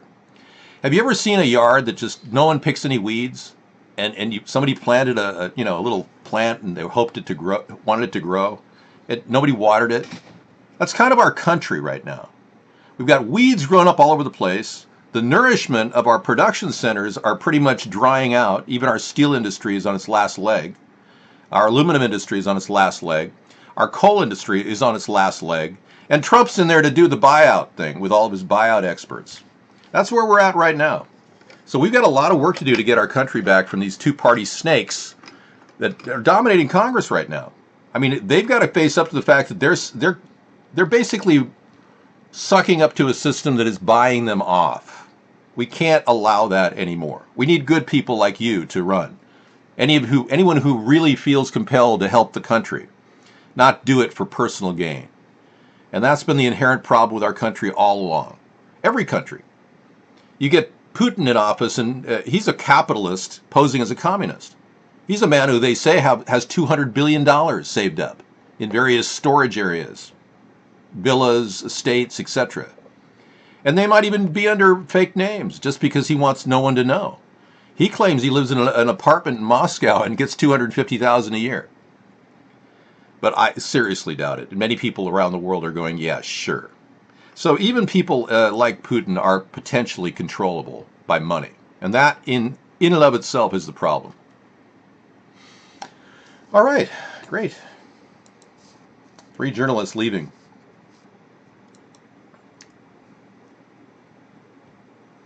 Trump campaign's chief got $17 million from a pro-Russian party. All of this is, Paul Manafort has just made it very clear that his chief of the campaign has put himself out there, and he's registered as a Russian agent dealing with pro-Russian interests. So we already know this is the first step in what will be the impeachment of Donald Trump. And then Trump's lawyer his firm steered millions in donations to family members. Yeah, so his lawyer's got a tainted history too, which is another side fact. Jay Sekulow approved plans to push people to give to his Christian nonprofit, which then paid big sums to his family. Yeah. And then Seth Rich. Yeah.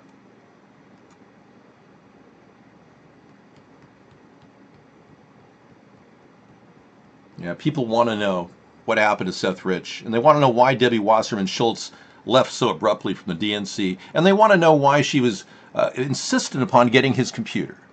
And she's on record, videotaped, saying there will be consequences to the Washington, D.C. Police Department if they don't hand over the laptop of Seth Rich. What was on that laptop? Were these the WikiLeaks that were revealed of Hillary and the DNC? Was that? Because I really believe it was. But that story just continues to foment, and no investigation, none whatsoever by our government.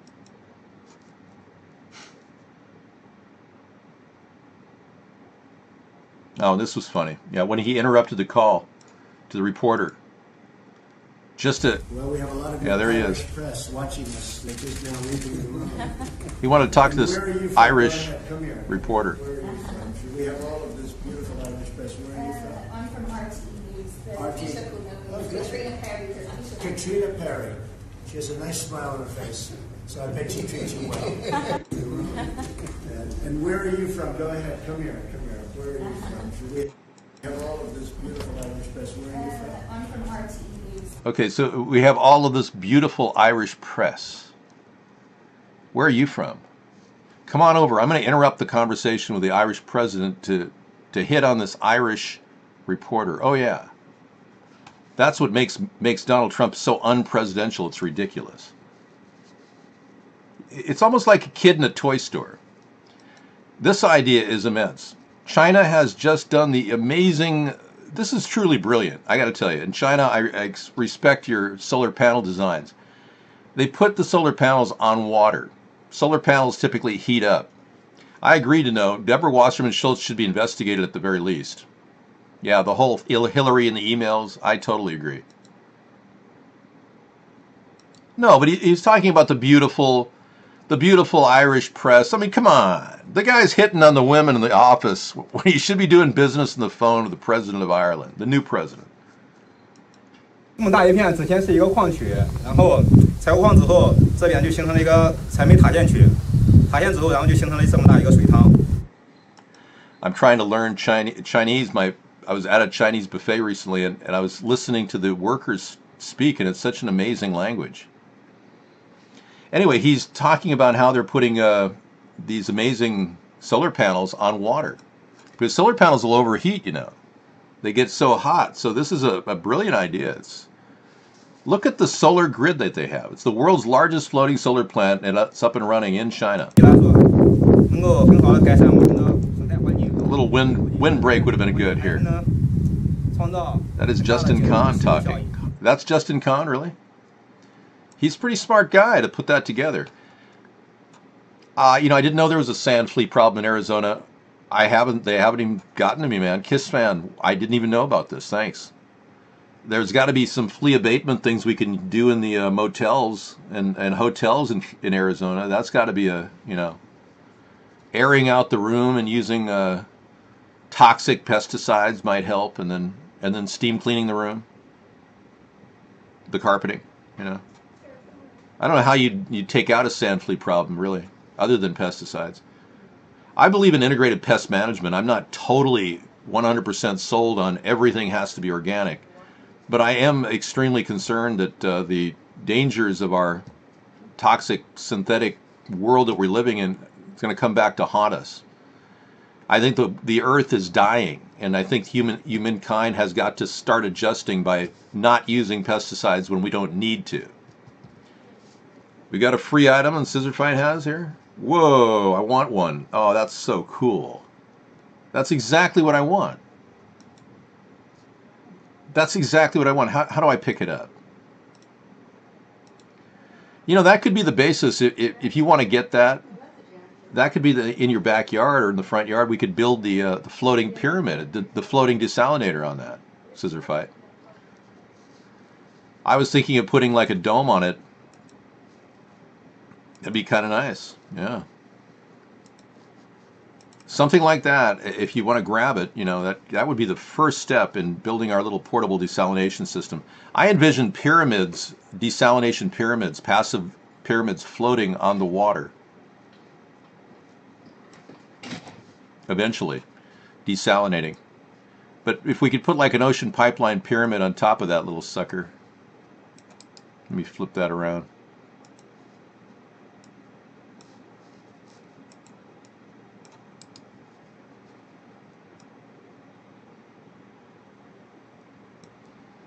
Yeah, I can't really get the right trajectory, but you know what I'm talking about. Yeah, like Waterworld, exactly. The Kevin Costner movie, Waterworld. But yeah, that'd be cool. Go ahead and grab it. Yeah. Stick it in your front yard and we'll get started on it. Do you want me to come down to Orange County and help you build it? It'll be your portable desalinator, so when you're completely without water in Southern California, you can just put it on wheels and roll it down to the ocean about, what, 5 miles away? And you got your desalination system. So anyway, my idea is a simple concept that I put into our book, Hybrid Capitalism, in which, let's see if I can get you that picture. Here it is. It's a pretty cool technology that I want to build. Floating pyramids that let the sun bake inside and heat up the air, creating evaporation, and all the dewdrops that float down on the side of the pyramid land in little gullies that store fresh water. And this is pure water. There's no chemicals, no minerals. That's the problem. You may want to add minerals because it's going to be so pure. But this is one of the concepts that we have for getting our country back on track, is to build these things in our ports. I've got one port on the West Coast and one port on the East Coast that I'm considering would be ideal for developing this. And building these massive pyramids, the size of 4 Walmarts stuck together on the ocean. The landlord would kill you, really? Oh, okay. Hey, well, it's your choice. You have no room, I know. Your entire garage is full of electronics that you're going to flip on eBay. There you go. So you focus on what you can flip. But man, I'd be down there tomorrow if I could get that. God. That is exactly what I was looking for. Wow. Hey, thank you for the tip, though. I just can't make it down there with a pickup truck. By then it was like, I drove all the way from Seattle. I'm here. Oh, yeah, some dude just picked it up just a few minutes ago, man. But I called you. Yeah, well, he came first. I know. Pilot, good point. Natalie Wood was the first undocumented murder that went okay for the killer. You're right. I agree. I think a lot of things we don't know about Hollywood are being kept from us. I mean, I would have thought an investigation would have gone on into Christopher Walken or Robert Wagner. But no. Good point.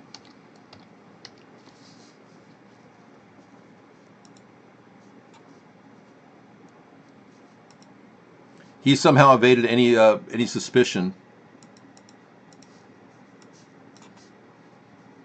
And I think for a long time he was working on maintaining a pretty much minimal approach to the media. I know Christopher Walken grabbed an attorney, but I don't know. There's been no investigation.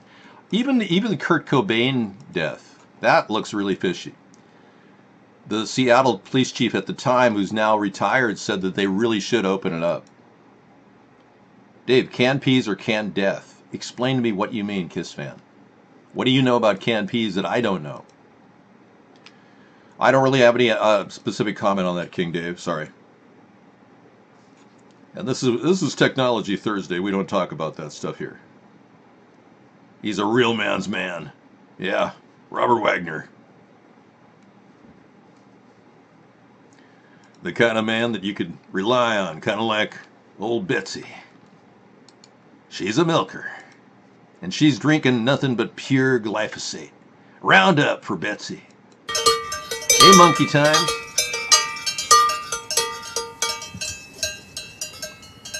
Lots of money, but ugly. Still need cash to get laid. Baby's muy macho.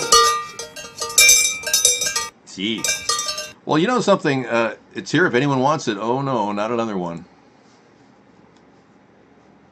This is our using technology hour to find really cheap things. Oh, so you're showing me the picture of where it's located? Oh man. You just want me to drive down there and pick it up tonight. I know. So can we meet at the Denny's and talk about it when I get there with my eyes bloodshot from driving nonstop to get there? I know, the boat. I can't get it, I'm sorry. And you don't have storage, so forget about it. Forget about it. You're going to have a heart attack, okay? Okay, let's see what Charles Manson openly said to his psychiatrist, that he was responsible for the death of 5 people. He said that. He have it on camera. Caitlin is already a man. The operation took place, Trump rhetoric. You don't have to worry about it. Now tell me where canned peas are dangerous exactly. The devil peas. Well, you guys are making up stories about canned peas without having any scientific proof in front of me. I mean, let's not give peas a bad rap here, okay? I've got a long family history of peas. So you're coming down hard on what really matters to my family. Peas were the source of food in all of my historical references to my family on my mother's side. They were, that was their job. They counted the peas. It was used as currency in England prior to Isaac Newton. The can will kill you. Oh, okay. That's not so good. You have lost confidence in me. Why? We've got a person from Asia who's lost confidence in us. Okay, I can't believe guest chat hasn't started yet. But here it is at the top of the hour. Ding, ding, ding, ding, ding. And they're off and running. Here come the guest chat. Ashkenazis are looking for your money. Sir Isaac Newton invented the British pound. That is correct. He was called in to resolve economic problems that had arose with the misbalance of the gold currency at the time. Carrots are carrots save your eyes. They make your eyes work. Oh no. Oh, you're so scary. Oh, I'm so fair. I'm afraid. Oh, you're such a scary person. Oh. You are Chinese, Dave. I'm sad. You are a god here. Really? Well, what happened, Kiss fan? Where did I lose your interest? Was it the P issue? We will allow LGBTQ staffers in my administration. Absolutely. I don't see any reason why not. I heard that Patrick Murphy is demonizing me. Helping promote me in the UK is something I never expected from him. Thank you, Patrick, so much for continuing to question your intellect. We all know you're clearly not as bright as you think you are. Grades aren't everything, Patrick. Kiss fan, do you want me to really, literally go through every single thing and translate? Can't you do the work for me? Why did they call you Bambi? They didn't call me Bambi. All the Chinese people love me. I didn't know that. See, this is like amazing to me. Sarah doesn't even believe we're seen by anybody other than the people in this chat room. I have to laugh.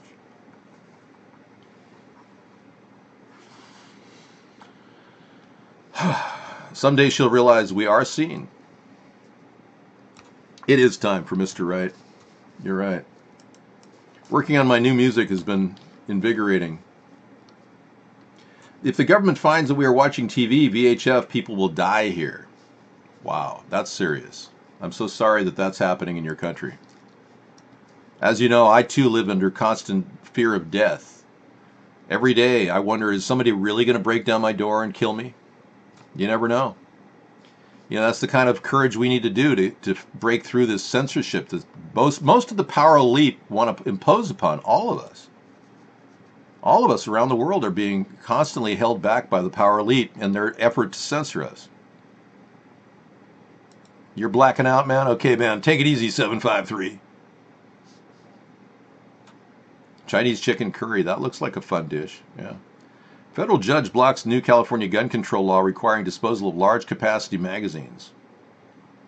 So you can hold on to your large capacity magazines in California. Yeah, I know people with lots of magazines in California.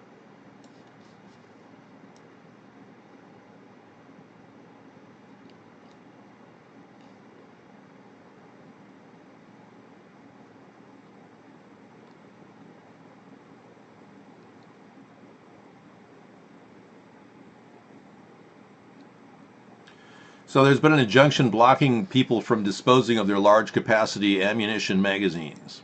So far they can hold on to them. It's highly unlikely that they're going to even get rid of them. Yeah. Time to round up yourself, man. Pretty soon they'll knock on the door and they'll say, "Are you Muslim?" If Trump gets his way, that's what they would do. Just like the Jews in Germany. "Are you Jewish? You seem Jewish to me. You will have to go to the concentration camp." That's what Trump wants to do with Muslims. That's how it seems. Well, I don't like that. And I feel that what he's doing is singling out a group of people. We should be dedicated to freedom of religion in this country. We really should. So let's do the right thing.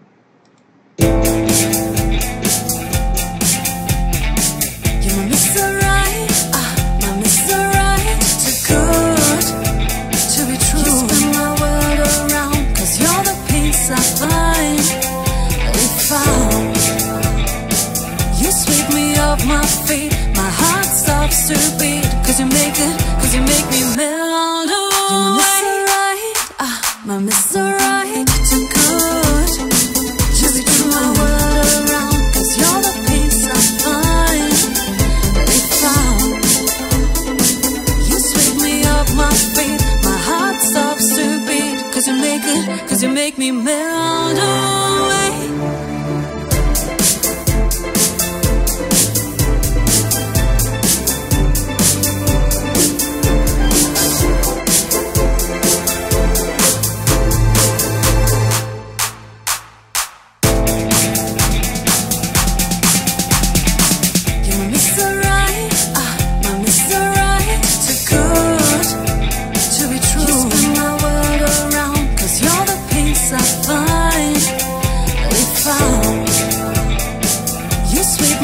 My feet, my heart stops stop to beat, cause you make me melt away.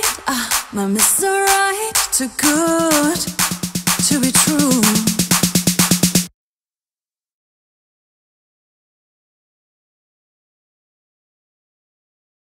We are caught up. It's amazing. John O'Brennan is Muslim. That's interesting. Yeah, I don't think he's the head of the CIA anymore, though. You want the Liberty Bike on tap? Well, you're really putting out some requests here. We got interactive virtual chat going on, and people are asking for certain things that we have in our show that we've done many, many times. And it's kind of amazing how we can't seem to stop. We can't stop because we won't stop. All right. We do little musical breaks here and there just to, mix things up on our show. We don't want to bore you. Here's the ultimate Volkswagen I'd love to travel in. I grew up, when I was 18, I bought a VW kind of like this, a little bit older, or a little bit newer, a 71. This looks like a 68. And I lived in it for 2 years on the beaches in California. And then I was looking for an upgrade, and, this would have been nice. Because when you're living out there on the street, you want to have something you can camp out in, And then it gets better and better. I mean, pretty soon you're buying a Mercedes motorhome for $127,000 and going, why do I want to carry a payment? Yeah, I don't want to do that. But if you're looking for just hard riding, and you're a hard rider, this is what you got. The new Liberty Bike being developed in a remote location in a secret lab somewhere in America. It won't look like that, but it shows you the strength of this liberty movement that we're building in this country. There's the largest Sponheim bumper stickers on them. I believe it. Yeah. No. Connie is not here. And I'm getting tired of that name. Okay. That didn't work out too well. Hold on. Hold your horses. I never lied about Obama. Never. Obama is the one who's lying about his homosexuality and his Muslim background. And Michelle is a tranny. I can't believe this Michelle movement is even picking up steam here. So you seriously want a tranny as your president? Okay. Well, I guess she has a right to run, technically, but unless she's charged with a crime for impersonating a first lady. Technically, would we be allowed to, go after Michelle Obama if we found out that she really was a transsexual? I mean, seriously? I mean, I have proof, absolute 100% proof that Michelle Obama is a tranny. And I know you don't want to see this, so I'm not going to show it to you. You've seen it too many times before, and I don't want to flash the picture of her dancing with Ellen DeGeneres. And yeah, that's a real motorcycle, buddy. Hell, how do you think they even built it if it wasn't real? And it's got a sidecar, you just can't see it in the background. Yeah. Yeah, we had it toured in Sturgis and did a lot of bike shows in Texas and Arizona and New Mexico. Now we're back out on the circuit, ready to go with a Liberty Bike. What I want to do is actually get this thing on the road and do shows, conventions, where you can actually sit in it and have your picture taken. This isn't the Liberty Bike, though. The one that is being built is an authentic 1975 Indian motorcycle. Classic. And it's going to be absolutely amazing. It's apparently done. It's got a sidecar, too. And it's completed. But the ultimate thing would be to sit in it and have a green screen behind it, and you could put any background you wanted. So you and your significant other could be seen in the Liberty Bike for a specific fee, and you'd have a picture to take home with you. Here you go, Dave. Van life. Oh, really? Some people don't like van life. And Kiss Fan has something on the annual Dog Meat Festival. This is all my kitchen equipment. And then in here. Cool. So this guy's doing exactly what I was doing, living in a van. He's a millionaire pitcher that lives in a van. Check it out. It's kind of like pots and pans. Keep some soup in there, French press. Now we'll move on to the next room, and I've got my bed, along with my closet on the side right here. My surfboard, this is my baby.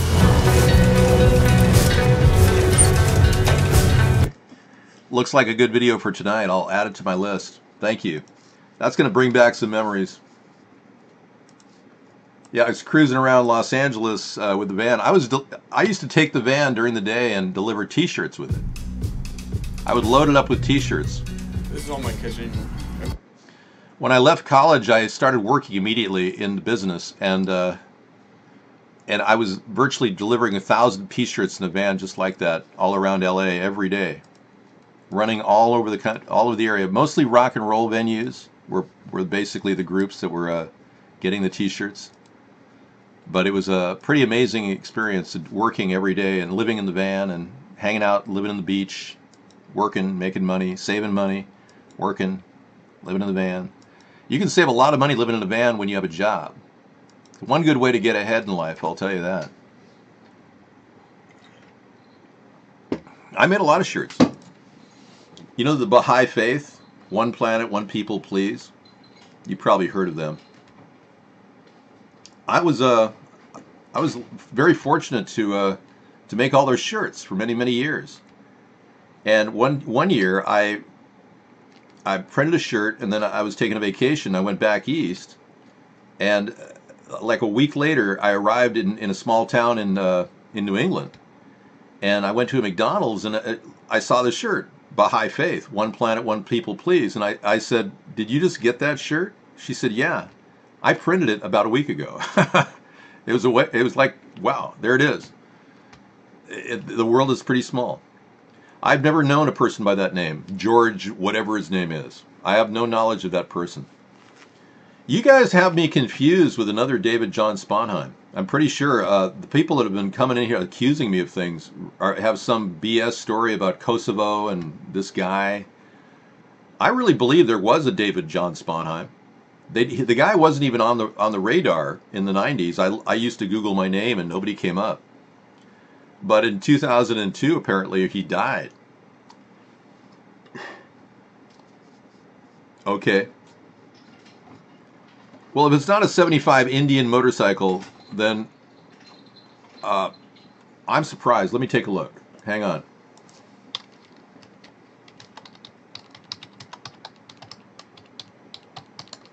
That's what he told me.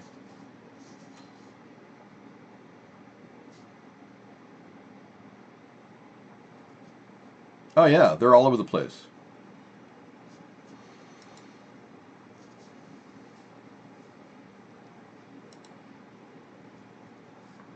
It's kind of like this. I think your Googling is different in China. It looks similar to this. That's as close as it's going to get. I'm the real David John, J-O-N Sponheim. So this guy apparently was named J-O-H-N Sponheim, and he died. And he apparently was a sergeant, I believe sergeant in the military. I don't know anything about him other than that. I've no knowledge. If you know something about a guy named David John Sponheim, a notorious guy, maybe that's him. But he did die. Well, I don't know. I mean, you may know the facts, but why don't I just send you the source? You know, I heard that Melania has got a boyfriend that Trump's okay with. I mean, I'm hearing all this stuff. Melania doesn't seem to leave anywhere on her own. She doesn't travel on various trips like other first ladies have. So it's a little strange, I must say. Really? GOP operative sought Clinton emails from hackers and implied a connection to Flynn. So Flynn was working on the sub side, trying to find out more about the hacked emails from Clinton.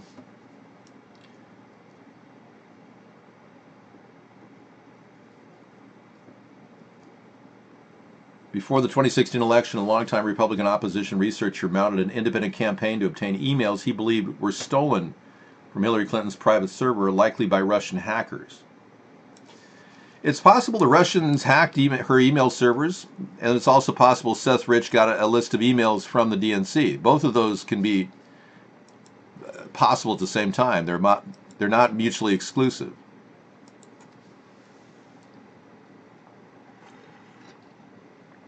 You've been away for a while, yeah.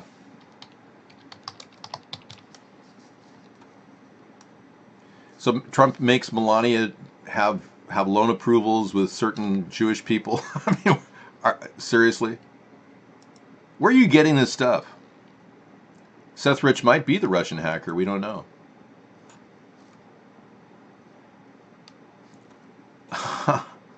No, I'm not Alex Jones.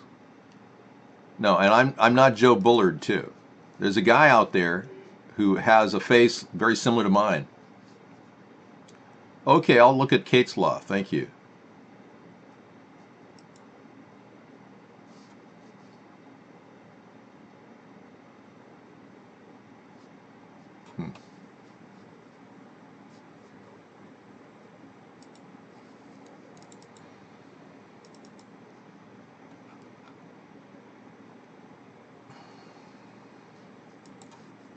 Tell me this isn't me. My name is Joe Bullard. I've spent the last 20 years researching Ed's Coral Castle in Homestead, Florida. After 20 years, I wrote the novel called Waiting for Agnes. 16. The night before the wedding, Agnes jilted Ed. And Ed was jilted. It's all about the Coral Castle. And right around this time this was made, I was very interested in the Coral Castle. I had this fixation. I was telling Sarah, we got to go to Florida and see the Coral Castle, and here it is. And here's Joe Bullard. I don't know, man. He looks a lot like me, I got to tell you. Definitely a clone. I'm not. No, I'm the real Dave. This guy could definitely impersonate me, though, if he could get my voice down. All right. Well, let's be clear. I don't know. The buffering thing's pissing people off. HTML5's screwed up. Yeah. So Kate's Law is the one banning illegal aliens criminal for the win. Okay.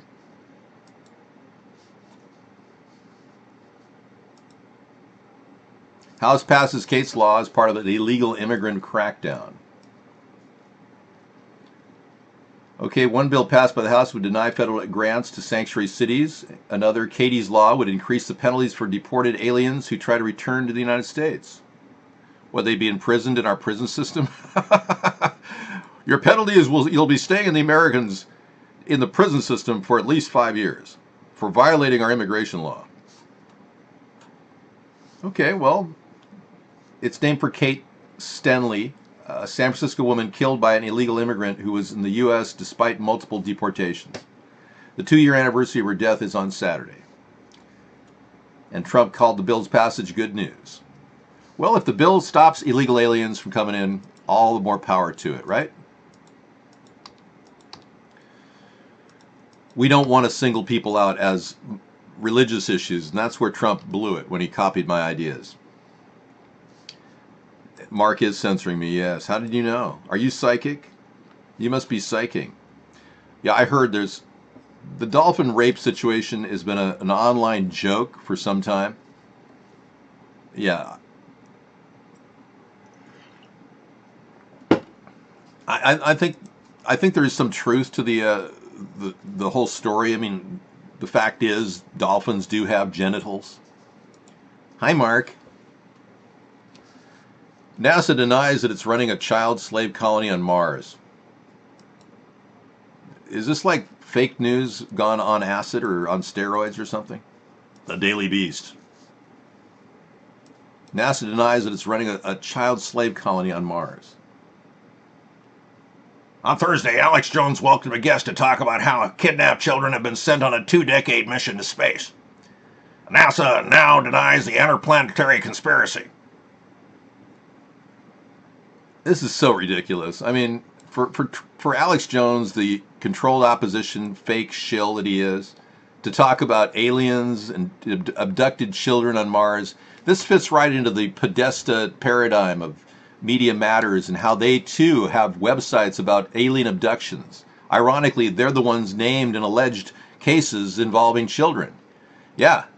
So it's part of it's the alien abduction children, missing children cover up that the CIA has been running. And it wouldn't surprise me that Alex is behind it. On Thursday's program, the InfoWars host welcomed guest Robert David Steele onto the Alex Jones Show, which airs on 118 radio stations nationwide. To talk about kidnapped children, he said, who'd been sent on a 2-decade mission to space. I mean, it's just ridiculous. You can't even get out of Earth's orbit, let alone going to Mars. What a joke. You see how they continually go on different tangents? Thank you. Thank you, Rex.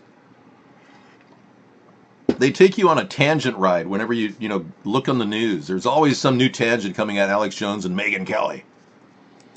I mean, what was with that interview? What a staged joke. And then the other interview, the secret recording. I mean, the whole thing sounded meaningless and empty and didn't even address the key issues. Like Seth Rich and Pizzagate. Megyn Kelly gave James Alefantis a pass when he had him on her show. And he talked about a little kid being strapped down on a table being his goddaughter. And it was perfectly fine for the child to be masking tape down to a table. It's like, what? According to the New York Times, Pence is going to be replacing his chief of staff. No kidding. Maybe the Brady Bunch might be in order. It's a story of Pence's staff. Vice President Mike Pence, chief of staff, will depart the White House in the coming weeks. Will be replaced by a long-serving aide in the first major staff change of his office. Oh, okay. Pitcock. Josh Pitcock will be replaced by Nick Ayers. And Ayers was the chief political strategist for Pence, governor of Indiana. So until recently, Mr. Ayers was a contender in the governor race for Georgia. He had been urged to think about running by some of his Trump allies. So they're moving Mr. Ayers out and the other guy in. The problem with Pence is Pence has not revealed any of his private email records. He's kind of like the Republican version of Hillary. No email records when he was governor of Indiana, which makes people wonder, did this guy get into some really nefarious stuff? Sure enough, people are out there saying things that Pence was into some weird stuff in Indiana. Oh yeah, the rumor mill is huge on Pence. The Beltway is going to eventually be saturated with talk of him and some weird group of people in Indiana that were hiding all kinds of things. Let's just leave it at that. Thank you for the chat. I'm only pre-tranny gay, but curiously not really. Well, I'm urging people to not take and remove your body parts. And I'm only doing it for people outside of the states of New Jersey and California, where it's illegal for me to actually talk about having you go straight in any way. But, I mean, seriously, self-injurious behavior really, it begs a bigger question. I mean, are you going to have regrets losing your penis? Have you asked yourself these big questions? Okay, here comes guest chat. Many psychiatrists think it is self-injurious behavior, so you may want to rethink that concept. I've met a few transsexuals that decided not to remove their body part.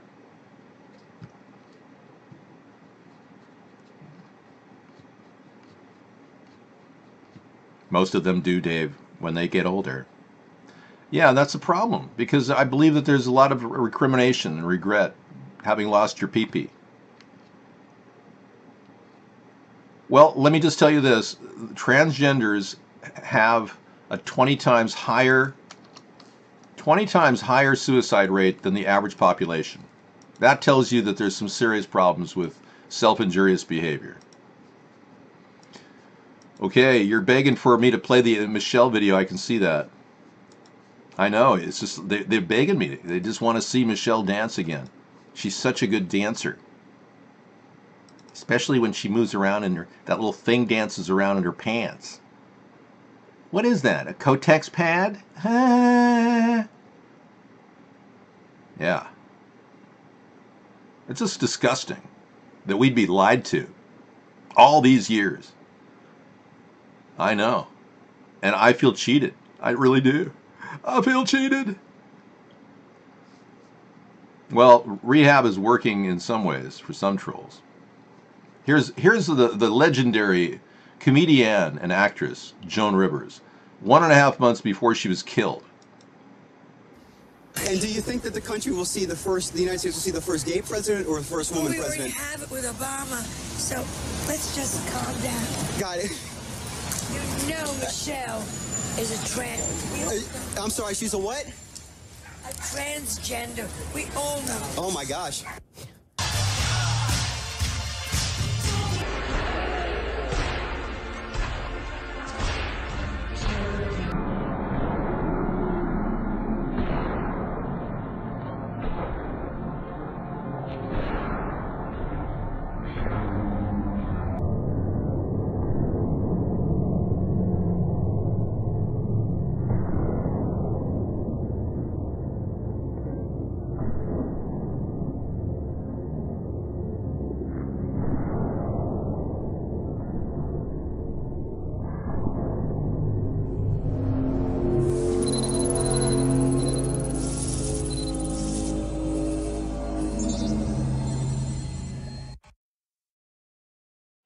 Okay, I want you to fess up, Michelle. I want you to tell people that y'all are definitely a dude, Michelle. We just want him to come out, man. Yeah, come on. I mean, if he wants to run for president, come out as Michael Robinson Obama. I mean, yeah. I mean, but go run your mouth off claiming you want to be the first female president and that be a transgender. And then historically our record will be the first female president was a tranny. Is that how you ladies want to have this play out? I mean, seriously. The Maine Congress would have so little done, Maine Congress. The main reason Congress is getting so little done is they will have 218 days off in 2017. They're in the money. Yeah, they make money on Wall Street. They don't have to report any of their inside dealing tradings. Oh yeah, they're busy. When you get a Congress that's bought off like our Congress is bought off, they don't have a lot to do. They just got to sit at home and hope nobody finds out that they're on the take, stealing money from big money donors. Oh yeah. Yeah, even if the money is shielded and pretends like it's coming from some super PAC, they're still getting paid. The do-nothing Congress, look at that. They're out all this time. This is their out time, all the dark areas. Congress doesn't do anything. If you're the average worker in America, you put in 240 working days a year. They take 218 days off. The money flows directly to the private contractors that are working for the government. And all that is connected. We've got to break the back of the money-hungry contractors and open up competition and get some consensus in Congress about where they dole the money out. Because right now it's just wasting left and right. We're literally $1 trillion in debt every year. It's crazy. So this is untenable. There's no way we're going to succeed. Dave, Ronald Reagan was a tranny. You're saying that Ronald Reagan was a transsexual? I find that hard to believe. Now, there was talk of little Ronnie being a homo, but Nancy never confirmed that. So don't go casting aspersions on the Ronald Reagan family. I might be upset. I don't even know what hemp script is, man. What is it? Is it something you write on? It's like hemp paper.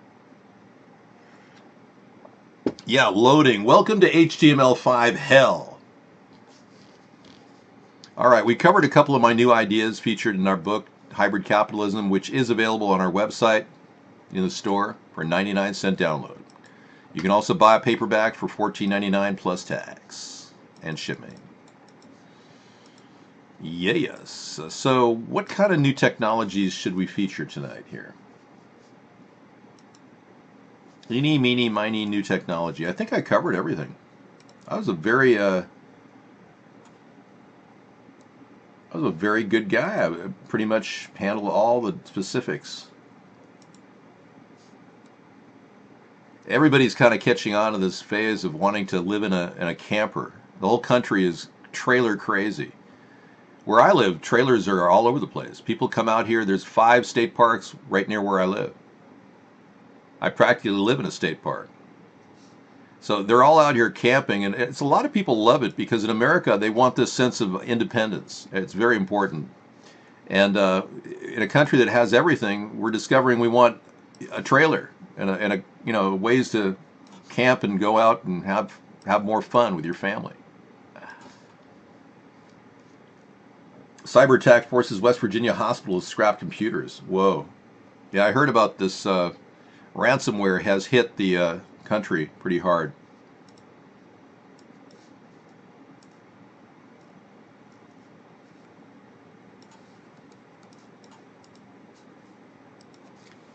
Ransomware, where they take over your computer and say in order to unlock it you have to pay $300. Well, Virginia's smart to West Virginia is just going to replace the computers. Why not? Yeah, the buffering sucks. I don't understand how we're dealing with this and why we're dealing with this. Welcome to Robotic Chef. This looks good. Thanks for the link. CNET has this story.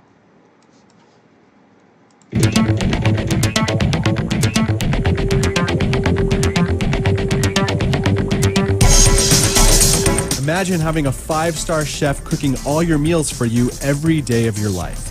This is the dream and the goal that Molly Robotics is trying to accomplish. They have created the first fully automated and intelligent robots that can learn recipes, cook all kinds of foods with a remarkable precision, and then clean up after themselves. Molly Robotics built a working prototype of the Molly Kitchen. This futuristic-looking workstation is equipped with advanced robotic arms and hands that can grip kitchen utensils, measure liquids, crack eggs, you name it, they can do it. MasterChef winner Tim Anderson was hired on as Molly's development chef and helped the robotics team teach the robots how to cook by using motion capture gloves and wristbands, much like a video game. This means you can potentially record the movements of other famous chefs and have a meal prepared for you indirectly by, let's say, Chef Gordon Ramsay. You're in denial! Molly Robotics recently launched a crowdfunding campaign looking for investors and potential testers of the prototype kitchen to help them improve the robot's ability. Molly believes that they can do for cooking what smartphone devices have done for communications and what vacuum cleaners have done for cleaning, according to the product video. You can read more about the Molly Robotics Kitchen at cnet.com.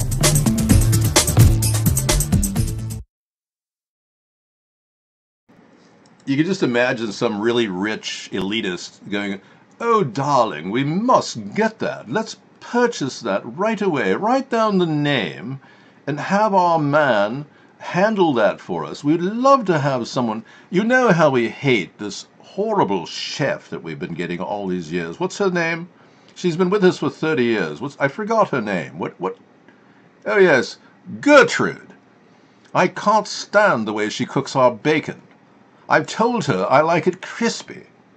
And now this computer is going to answer our deepest concerns, darling. So truly, find out how much it costs, and whatever it is, let's get 4 of them and put them in all of our homes." Don't you just hate the sickening, really ugly rich people that just like live in this palace of their own making? Isn't it sick how our world has turned into this mad rape of the earth so that rich people can just suck money out of their bank accounts and not even care about you? Aren't you a little bummed that you don't have any opportunity and they have all the free money they want? Doesn't that piss you off?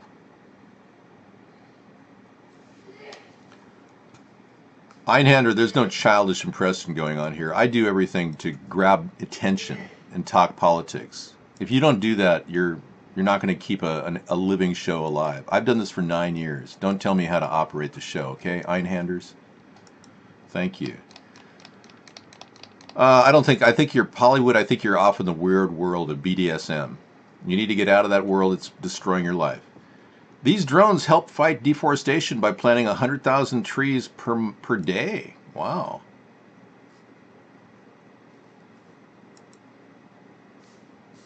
Well, Hollywood, you know that Marco Rubio is a sodomite, and he ran for president. The story of Marco Rubio and the sodomite fraternity he was involved in really would shock you. I appreciate what you do too, Einhunders. These drones have are helping fight deforestation by planting 100,000 trees a day. Look at that. Let's see how it works.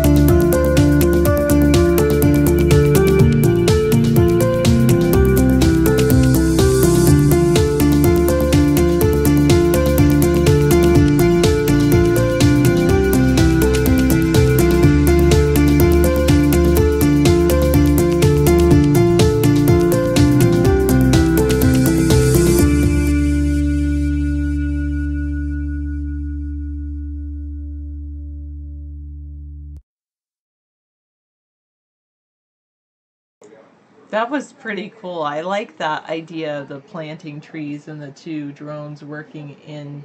So it's like drones working in tandem. One scans it, and then it maps it and employs the algorithms. And the second drone is set on the specific flight path informed by the first one.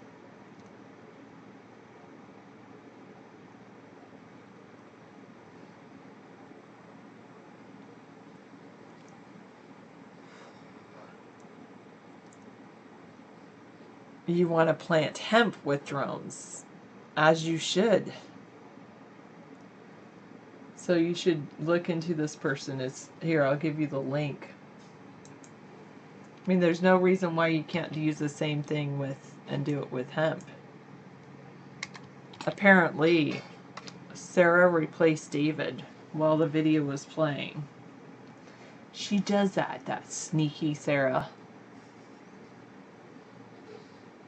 You could cover more space. You did calculus. You can cover 18 acres with hemp using 3 drones. That would be awesome. Go for it. Don't say you want to hurt people. Hollywood and Einhanser.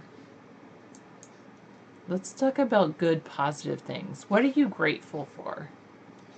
I'm grateful that I found my passion, which is mathematics. No, David is eating his dinner because he made dinner, then I ate dinner, and now he's eating dinner. Ooh, Lenovo's latest laptop concept has a flexible screen you can roll. Thank you. Yeah, we could do trivia. Yes, scissors, correct. It was, but no. I thought it was rice. He made rice with a, like, carbonara kind of thing, beef and peppers. It was pretty good. Oh, we're not coming in on your subscriber list as live now? I'm not sure how to work that because we use an RTMP feed.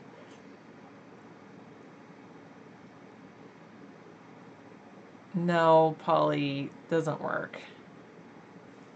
I'm gonna call you right now for 10 minutes.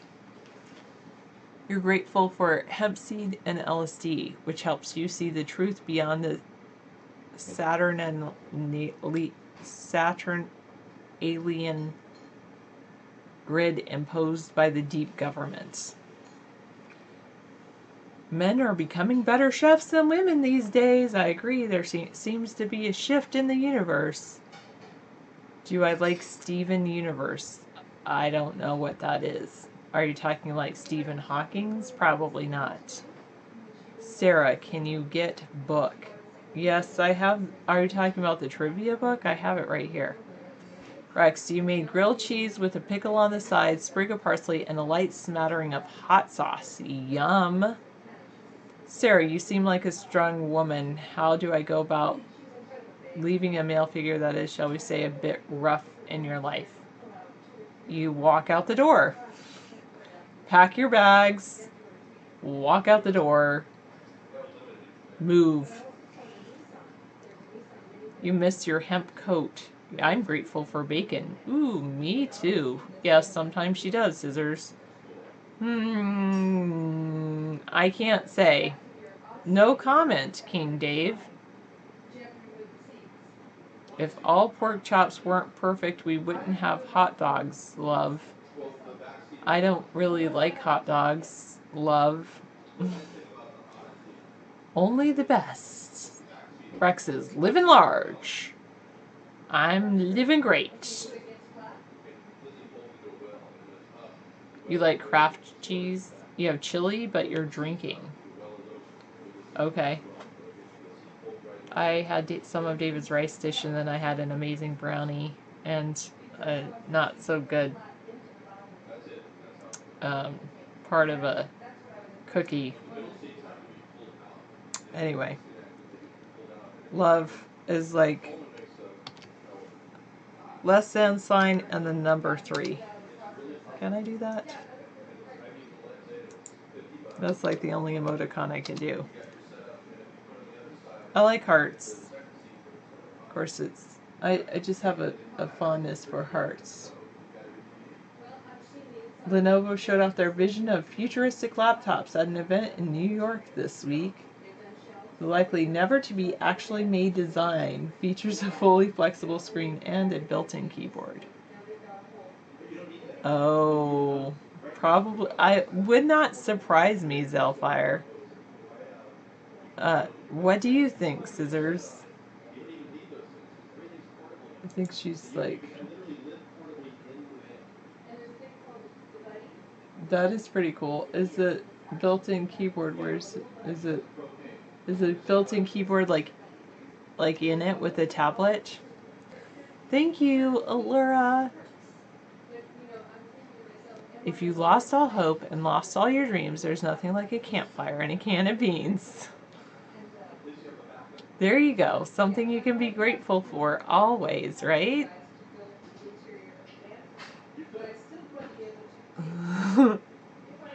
You read an article that gray meat was okay to eat, and then you had a vision of the author laughing himself to sleep. So then you threw it out.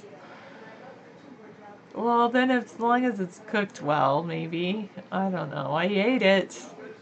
I did eat it. It wasn't gray when I ate it. It was brown. Like charred or something. It was well cooked.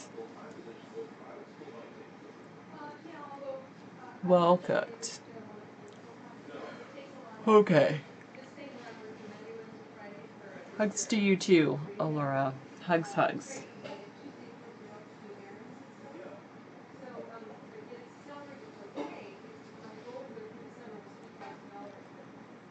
Oh, you come out across as rude. You don't mean to. You were raised in the desert and you didn't know any strong men. Hi, universe of memes. How are you tonight? Thank you.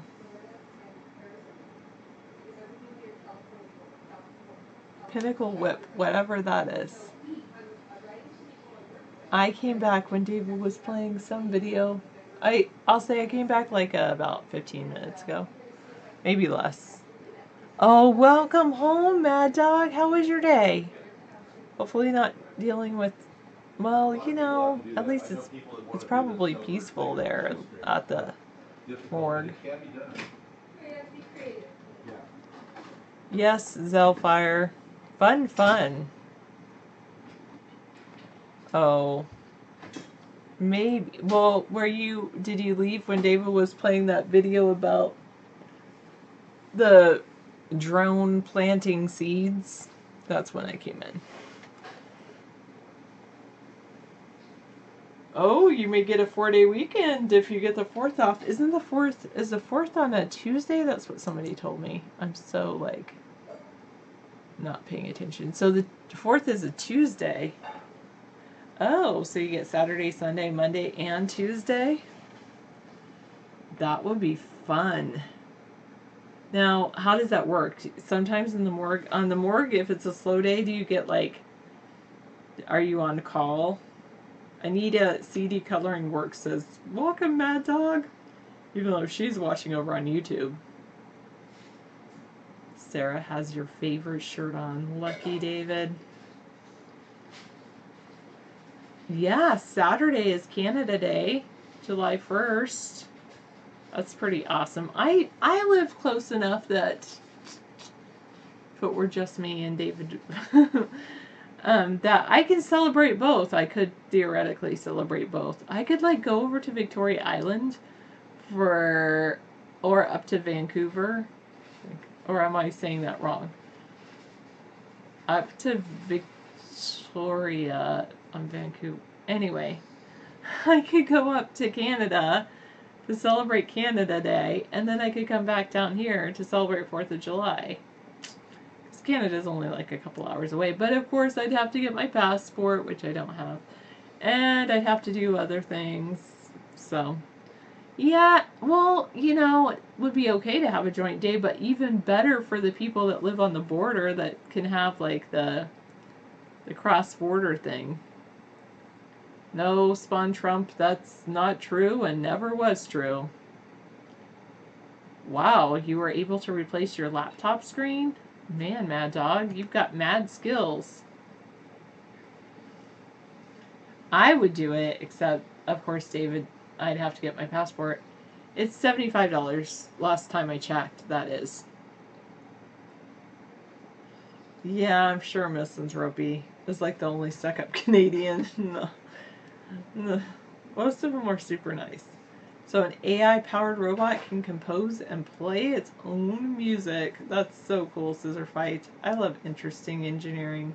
It's like one of those sites that you could just like hang out all day on and just like read article and watch video and read an article and watch a video, read an article and watch a video all day for about a century.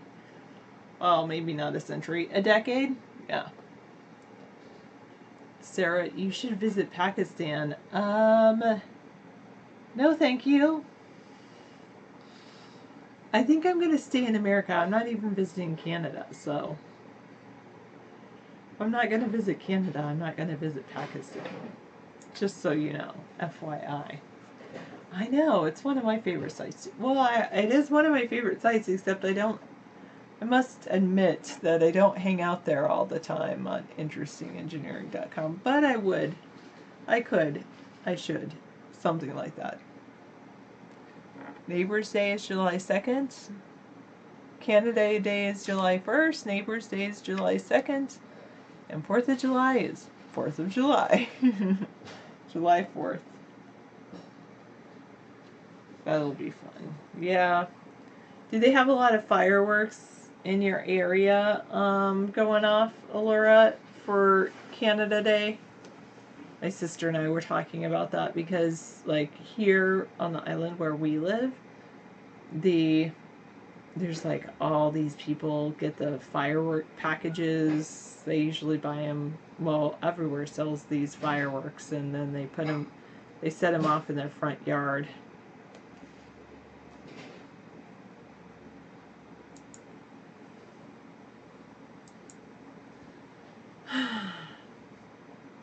Oh, wait. So you can see it from your house? Like the place that they do the big show for the city, or like the neighbors setting them off? Canada is making Rice Krispie squares for us. That would be kind of cool.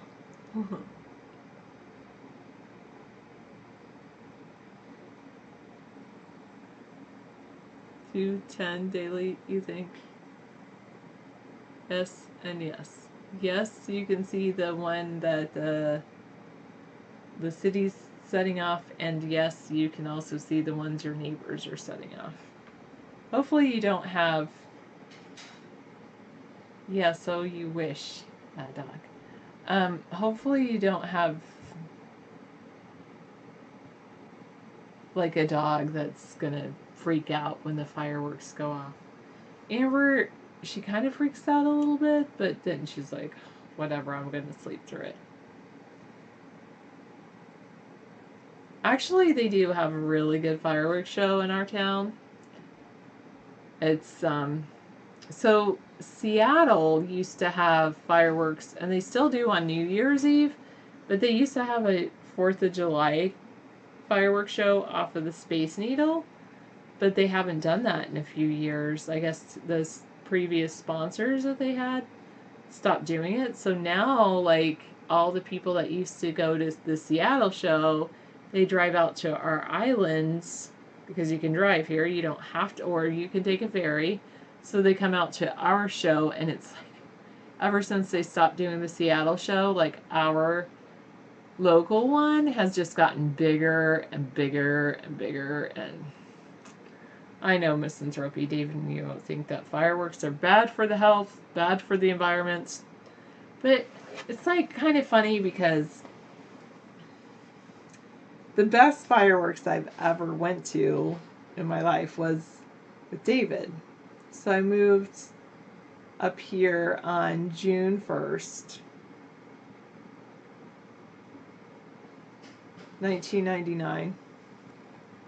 And yeah, they set him off on the barges that, or something like that. I think they're on a boat or a barge where they set off the fireworks, so it's over the water. But anyway, so they come down. What was they saying? I moved in with David, yeah, June 1st, and then it was like July 4th. We went down to the park, and there's like this fair going on, and we didn't really walk around the fair, but we set up like a blanket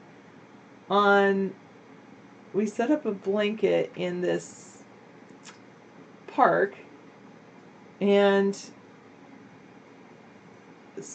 I don't know how long we were there because it was still light out, and then we stayed there till it got dark out, and they set off the fireworks, and now they don't set off the fireworks until like 10 o'clock at night. And I felt like it was light out when we first got there, so we must have been hanging out for a while. But anyway, so we're on this blanket, and then they set the fireworks off, and it's so cool because I was laying on the grass, and I was looking on the blanket on the grass, and I was looking up, and the fireworks went off, and they felt like they were coming toward me, and they'd fizzle out. It was so cool. Yes, you know, where I grew up, they set hills on fire. I grew up in Southern California. Like, fireworks were totally illegal, except the city, it would be Mount Rubidoux, which is kind of like a foothill here. I hiked to the top of Mount Rubidoux. It wasn't that, from the bottom, it wasn't that big of a deal. Anyway, they'd always set the fireworks off of Mount Rubidoux. And that hillside would catch fire every year pretty much, because it was so, it was just all dry grass at the time. Sarah, did you have a moment where you realized your destiny? Well, in a way, I could say that I kind of imagined my destiny, If that's it, like pre-visualize my destiny. If that's the question you're having. I did have a pre-visualization of my destiny with David when I was 18.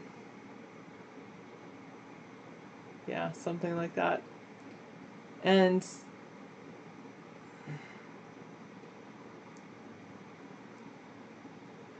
so that was pretty interesting. Like, I imagine walking along the beach with this really good-looking guy, and I saw this pier on the beach. And I thought it was kind of strange because, hi, hello again, Universe of Memes. Yes, I envisioned it. It was kind of interesting because I had never seen a pier like that in real life. Like, I had seen piers of Huntington Beach and things like that. And yeah, so then when I came up here, I was walking along the beach with David, and there was the pier. The pier that actually is in our community was what I had envisioned, which is kind of interesting. So, David was what I envisioned. I couldn't quite see his face. I couldn't make out his face in my vision. But it was, yeah, it was one of those, like, interesting moments. And I kind of had, like, I kind of think I think at the time I had dated a guy named David as well. And I kind of imagined I would be with a guy named David. Which it was kind of one of those fate amazing things, yeah. For sure. It's very cool. So, you're trying to find your way, you need to find your moment, your Dave. Well, I like the question that Misanthropy posed. What do you really want to do, Sarah? I really want to do math more and be a math leader. I love math. I really do. You know, you might want to consider an AA track at the local community college. They offer advanced mathematics courses there. Maybe. You may want to consider challenging yourself in that area, I was thinking. It'd be kind of a time-consuming thing, but it's different than getting a master's degree. You're entering a whole new field. Mm-hmm. Universe of Meme says, hi, Dave. Hey, Universe of Meme. Wow. Hey. So we have a few Periscope people that come back. That's kind of cool. Ein Hanser says, that's so cool. Calculus opened your world. So I haven't studied calculus. I don't know what my hesitation for not studying calculus was. I mean, I didn't really hesitate to study calculus. It's just that every time I went to a new college, that was what happened. Every time I went to a new college, they would give me a placement exam, and I'd always place in pre-calculus algebra 2. Like, always. And so then I'd have to take pre-calculus algebra 2 in order to take the calculus. And I've taken pre-calculus like 3 times. I took it in high school. I took it twice in college. Time to move on. I took it at 2 different community colleges. Your fundamentals are rock solid now. It's well, I need time to challenge I probably yourself, need to redo my pre-calculus course. Like, I still have my book because I like math. Most people would throw out their math books, right? I don't know if that's true, but I really like the math so much, and I kept my math books. She likes numbers. I love numbers. That's the thing. If It's you not- really like I don't numbers, like this is something numbers. I you love love numbers. numbers. And to really love numbers puts you in a new dimension. You really just have to keep working in that track because you're opening up yourself to integration, differentiation, matrices, that it segues to computer graphics because when they do these computer games, you have to understand calculus, trajectory, speed, velocity, over distance, and all of it changing in real time. So what was so cool, I went to this, I went to this Number Talks Institute over the last 2 days, and the whole point of these Number Talks is it's 10 to 15 minutes, you pose problems, and you start with dots. you say like, how many dots did you see, and how did Dots. you figure? You look at it's dot that many matrices dots? and things. Not Yeah. not Talk dot about matrices, but like here, let me see. Like, I'll give you an example. We have dots. Ways of looking at math with dots. That's what you're saying. Yeah. Well, not. So it's called. You can start with dot talks, and then you advance to number talks. So.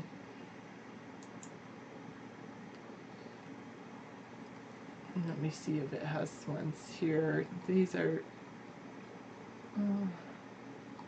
These always have Let's like. put them on the smaller screen, ones. 'cause I will. I will in a second once Okay. I find a good one. Sometimes these don't have the ones I like. Because these are all you can tell. Hey, Dave's. You know, I don't want to teach your calculus because I think whenever we Well, he has a calculus book. we do, but whenever we engage in this area, it becomes more of a competitive thing, and I don't want to be on a competitive basis with Sarah. I've never felt the need to compete, so I don't want her to feel the need to compete either. That's why we don't play chess. These are all like. Competition that's can not- drive people apart, believe it or not. Yeah, and that's sometimes. Let me go to images. So Einhander says, as an aside, Dave, I named my character in Persona 5 after you. I spent 200 plus hours as Sponheim. Wow, good for you. All right, I'll start with the one like that I start with. Is that cool? Yeah.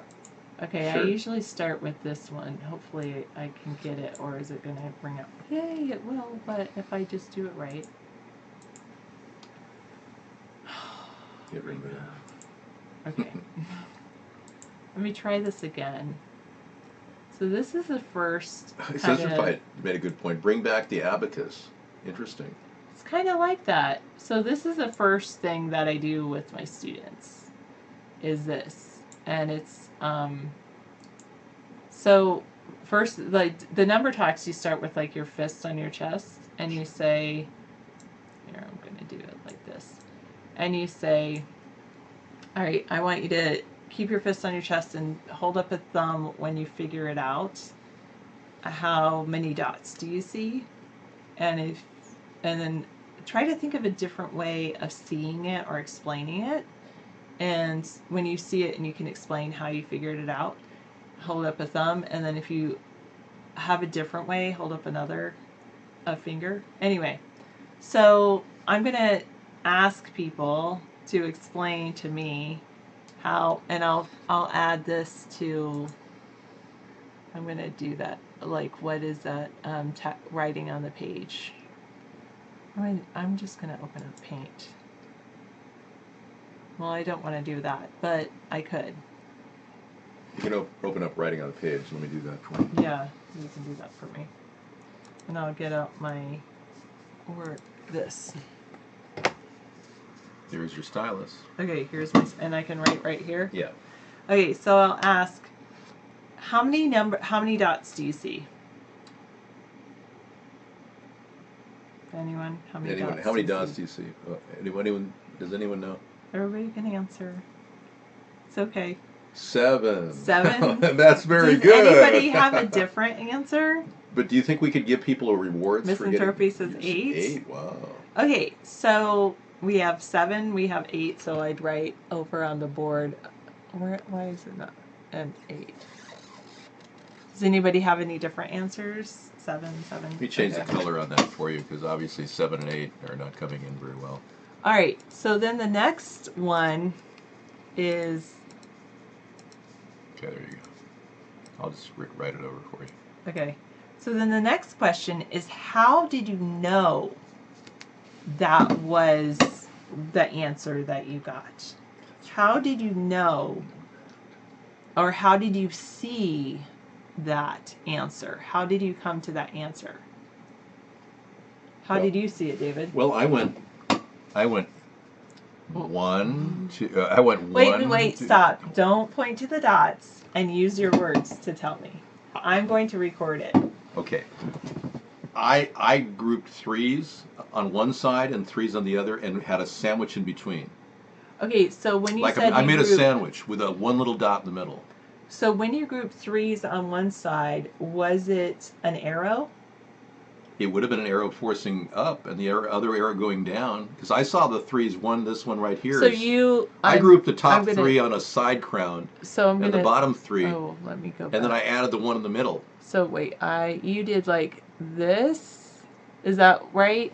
The first. No, I did like this. Wait, Well, I mean, I did the first three like that. Yes. Is the first three you did like this, not this over here? This not is that one. Yeah. Okay, that's the not first it. three. But I did this, that. that the next three, the bottom three was like the bottom of a hamburger. You did the same thing, Einhanders. There you go. See, and we have something in common. The next three you did like that. Yep, and then you did a dot in the middle. And I had a little burger in the middle, or a hot dog. Okay, or I taco. Can't seem to do the dot in the middle. Don't worry about it. Okay, is that correct? Kind of how you did that? That's how I did it. How did you know that? That's nasty. What did you get for your total answer? 7. 7. How did you know that was 7? Because I verified it another way. I actually thought of it 17 different ways. If you'd like me to show you the ways. So how does seeing that and that? How do you know that's 7? Because I verified it the other way. What's the other way? I have 17 ways I used. Okay, so tell me the other way. There are approximately 17 permutations of these numbers that can be used in a linear fashion. I'm asking you. For instance, this grouping right here. Okay, wait, but let's go to this. Can I use numbers to represent this? Like, did you transfer that into how did you transfer it? Well, I used the clock method. 1, 2, 3, 4, 5, 6, 7. Around a clock. So you counted? I counted in a linear fashion in a circular manner, rotating as a clock. So you counted, you didn't group, but here you talked about grouping. I initially grouped and I recounted to calibrate. So when you grouped, you said groups of 3, or is that right? Yes, groups of 3 and then 1. So you did 3. 3 is the logical and 3 solution. And 1? Yes. 3 plus 3 plus 1. Okay, That's did right. somebody see it a different way? Did someone see it a different way? Or David, you could talk about one of those different ways. The point is... Use the clock method. Did somebody else use the clock method? Eeny, meeny, miny, mo in the clock circle. That's the safest way. So, anyone see it a different way? Use your words to tell me how you did it. Use your words. Oh, wait, some of you Rex are autistic. said that's what you did. You did it like David. Did you do the same size as David, or did you do a different... Okay, so MJS did these 2 arrows. And I saw a nasty picture in the middle of that. With this. And did you also know it was 7 with the 3 plus 3 plus 1? Is that correct? Mm-hmm. That's how I did it. Okay. That's and right. So here's one way. I'll tell you. So you did it like that, MJS? Okay, with the dot in the middle. All right. You start with the dot method for 1 second. All right. So kind of like this, MJS. The gray one was a dot too. I don't see the gray one. Maybe this gray area is showing up as a dot. Okay. So then that's 3 plus 3 plus 1. All right. Good. You did the left, then the right plus 1. So 3 plus 3. Oh, okay. Plus 1. Okay. Different ways of doing I'll it. show you.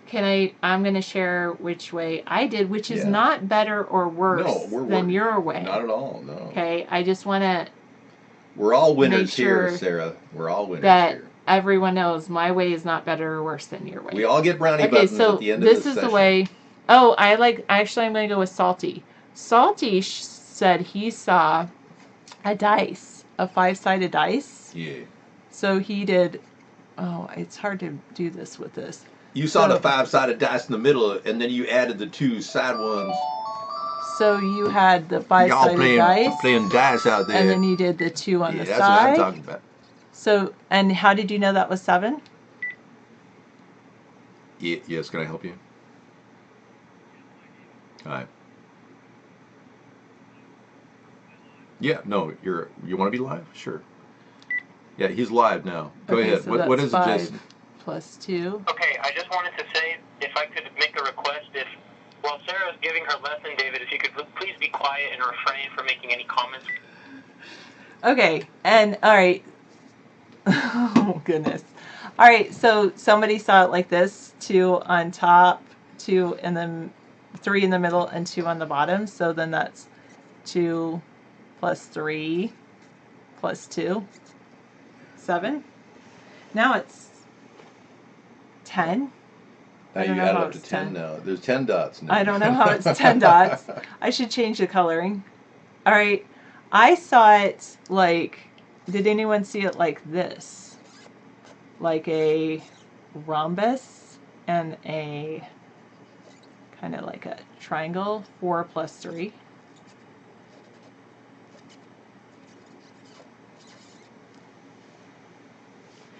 Did anyone see it like a happy face? Can you see the happy face in it?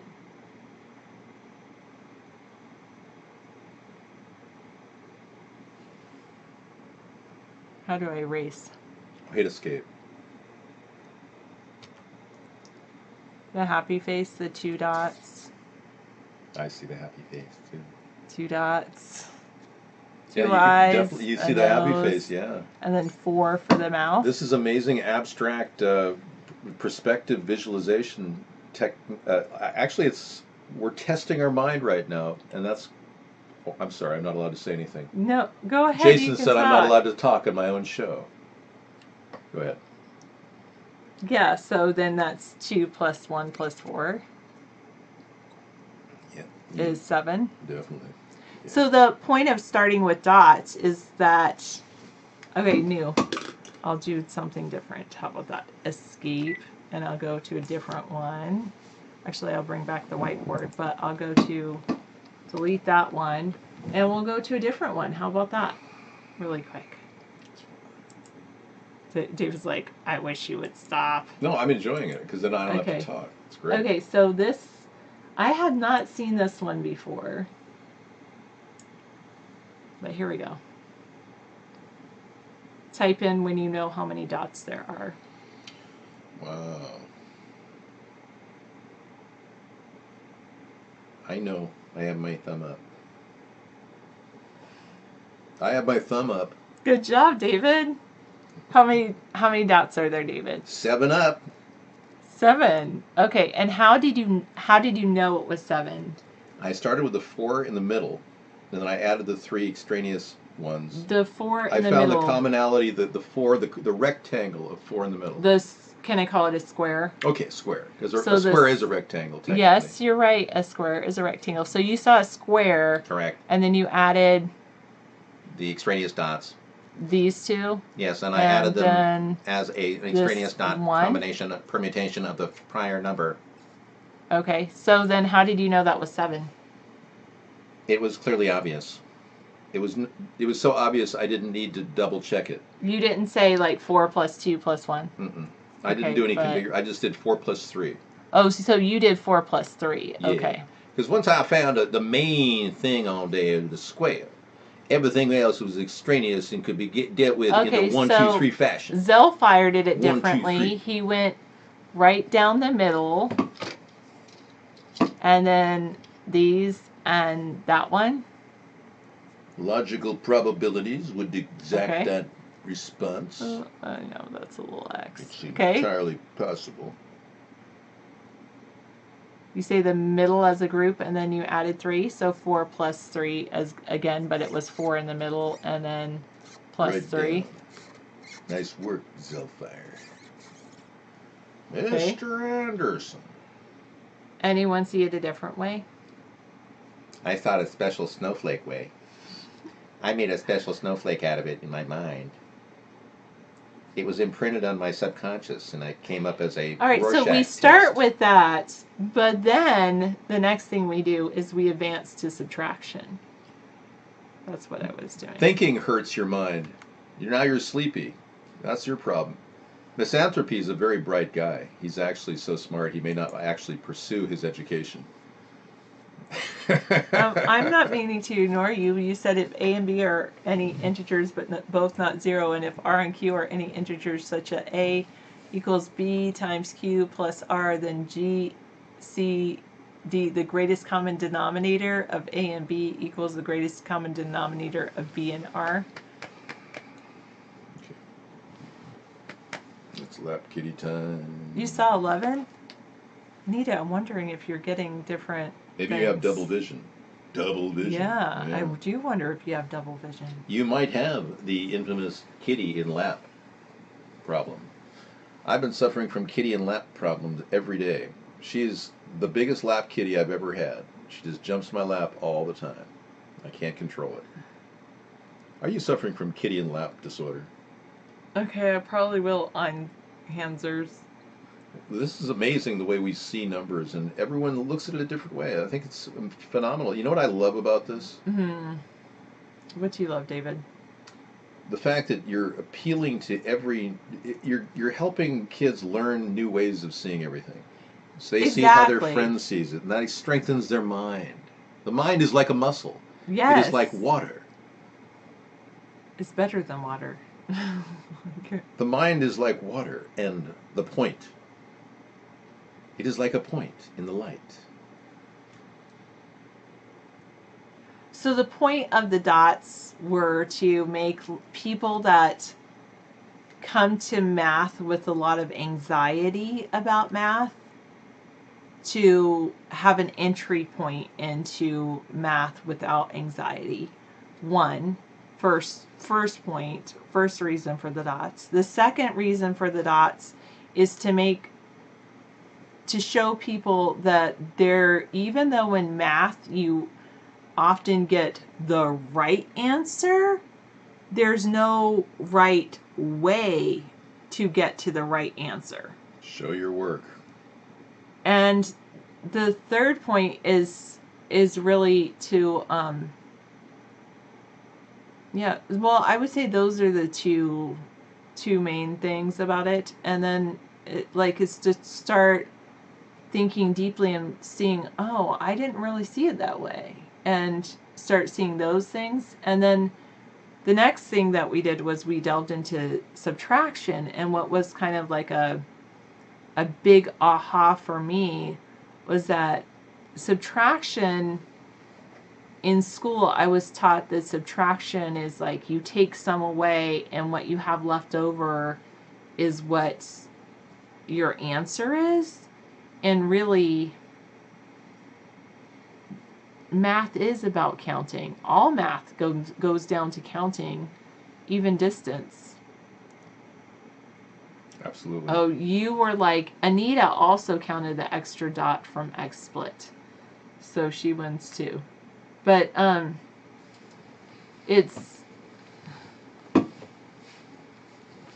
anyway, with subtraction, it becomes about distance on a number line. So we did some big subtraction ones, but like say 26 minus 17. 26 minus 17 is really the distance between 17 and 26. So your answer is how much space is there between those two.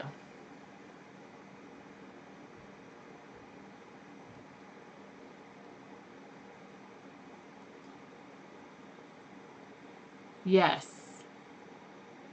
Did you just do 26 minus 17 and you knew it was 9?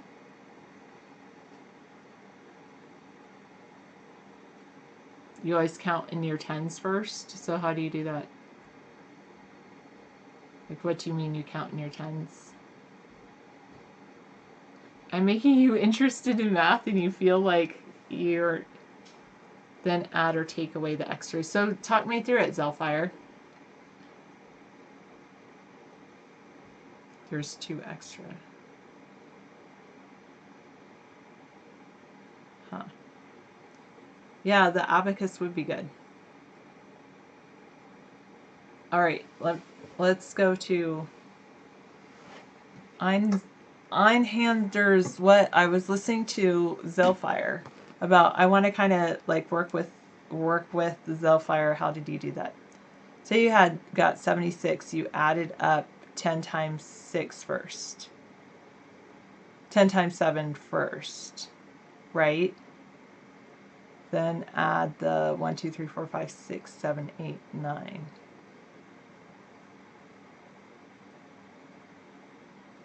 You go into catatonia trying to calculate the tip at a restaurant. So I had, don't worry, Anita. And you know, part of the struggle, actually, your brain,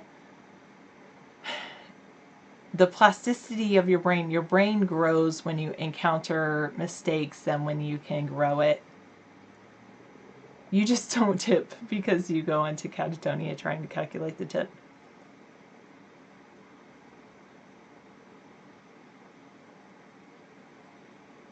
Then you pick out of 1 through 9 because there's no 10. How would you solve this problem? The 26 minus 17 Zellfire. You don't have to answer though. But I agree with tens. You're saying you work in the tens place. All right. So Happy Hour says he knew the difference between 20 and 10. So you kind of did 20 minus 10 first, Happy Hour. 20 minus 10 is 10. So he did that. 20 minus 10 is 10. And 6 is 1 less than 7. So he did 6 minus 7. Okay. Oh, and because 6 is 6, so you said 6 is 1 less. So 6 plus 1 equals 7. Okay, keep going. 10 is a good solid number.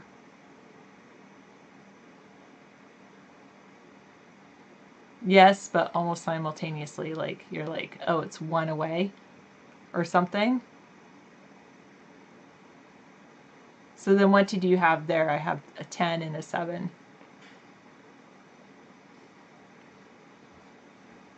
Oh, so Anita, CD Coloring Works, is saying that she did something similar. Got to the 10, 26 take away 10.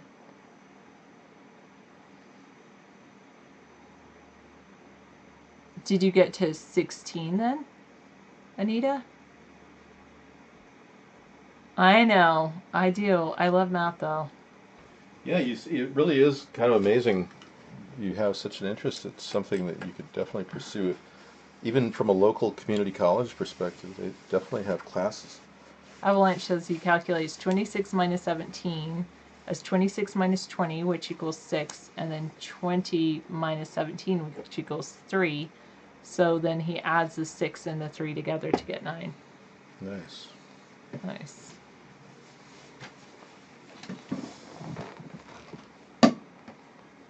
Yeah, sure, I said that. Okay, anyway, my big thing, but the reason I talked about that distance is because then you can get into shifting numbers. So anyway, it's pretty cool. Now with the, yeah. I know. It says, Sarah, do you miss school already? It's time to chill. It's for summer break. Oh yes, here. I said I love math. Dog? Did I say dog? I don't know. No, but seriously, I mean, Ozark's right. I mean, do you miss school already? It's time to chill. It's your summer. It's time to take a break. Yeah. All right. Well, thanks for telling everyone about this new method that you're learning to get kids inspired. I'm inspired. Everyone here is inspired. We all want to learn more. What is 36 64ths? Do you want me to say how I would solve that? I agree. Yes. There you go. Misanthropy's right. I think we should splinter off into make this an education course, an online course. You learn things at America's Third Party, and we could be accredited by ourselves. Kind of like Trump University, but without the money, without paying. Make it a free online university. We could just, hi, welcome to the non-accredited, accredited, self-accredited school of learning. Welcome to the place where it's fun to learn. For free. Do you like learning? Mistakes are awesome. You learn from mistakes. It's pretty cool. Thanks, Ozarks. I think David is awesome. I'm going to give him the rest of the show because I've taken up way too much time with my love of math. I think it's great. I really do. It's one of those things. I think we have a very good venue for you to do on Technology Thursday. It's perfect. because people need to think this way, because that's how all the computers and all the precision instrumentation is built on. It's linear thinking. And if we learn how to think linearly and learn patterns and commonalities, then we could all build an algorithm for our life so we won't be unhappy. Actually, the best way to not be unhappy is to be grateful.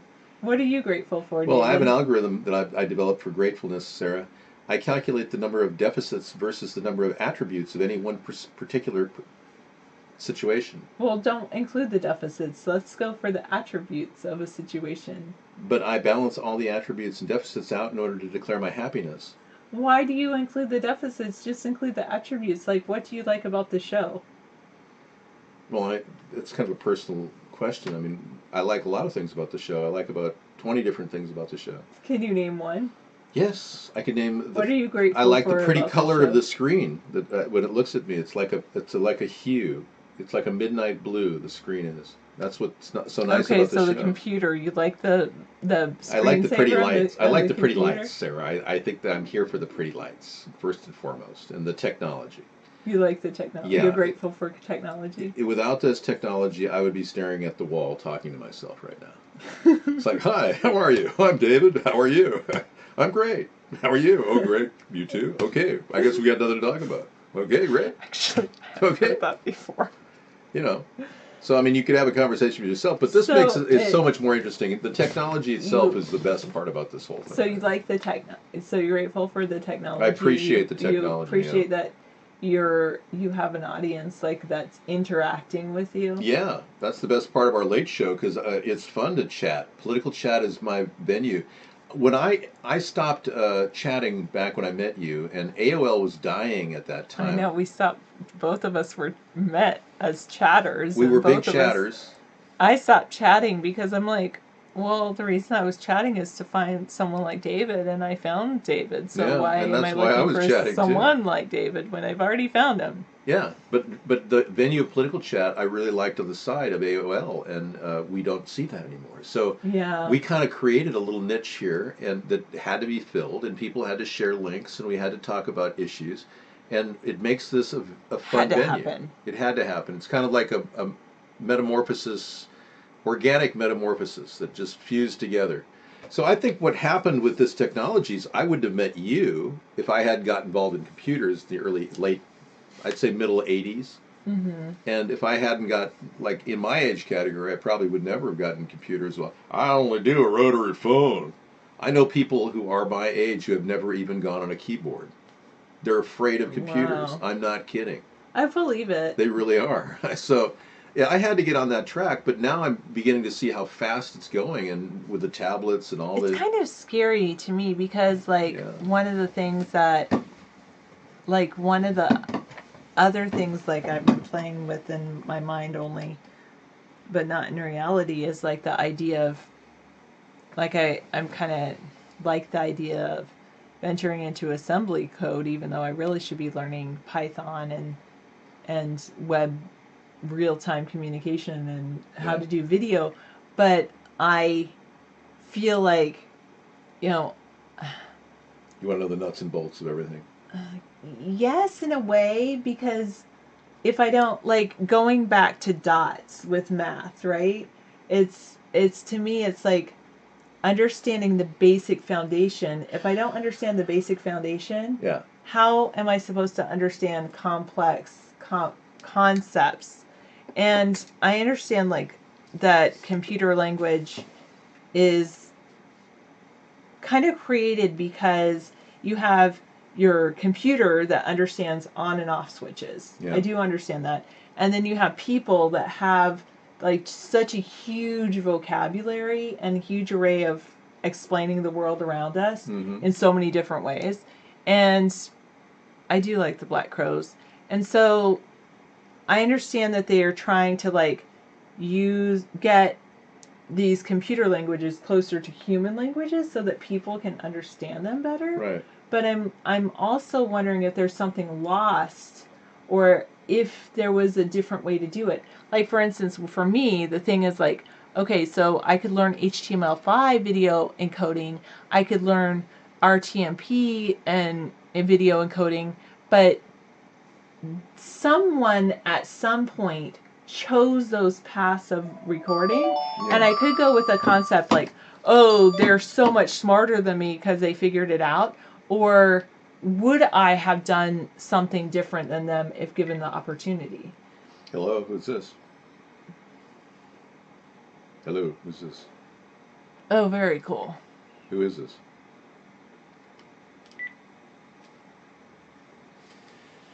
Anyway.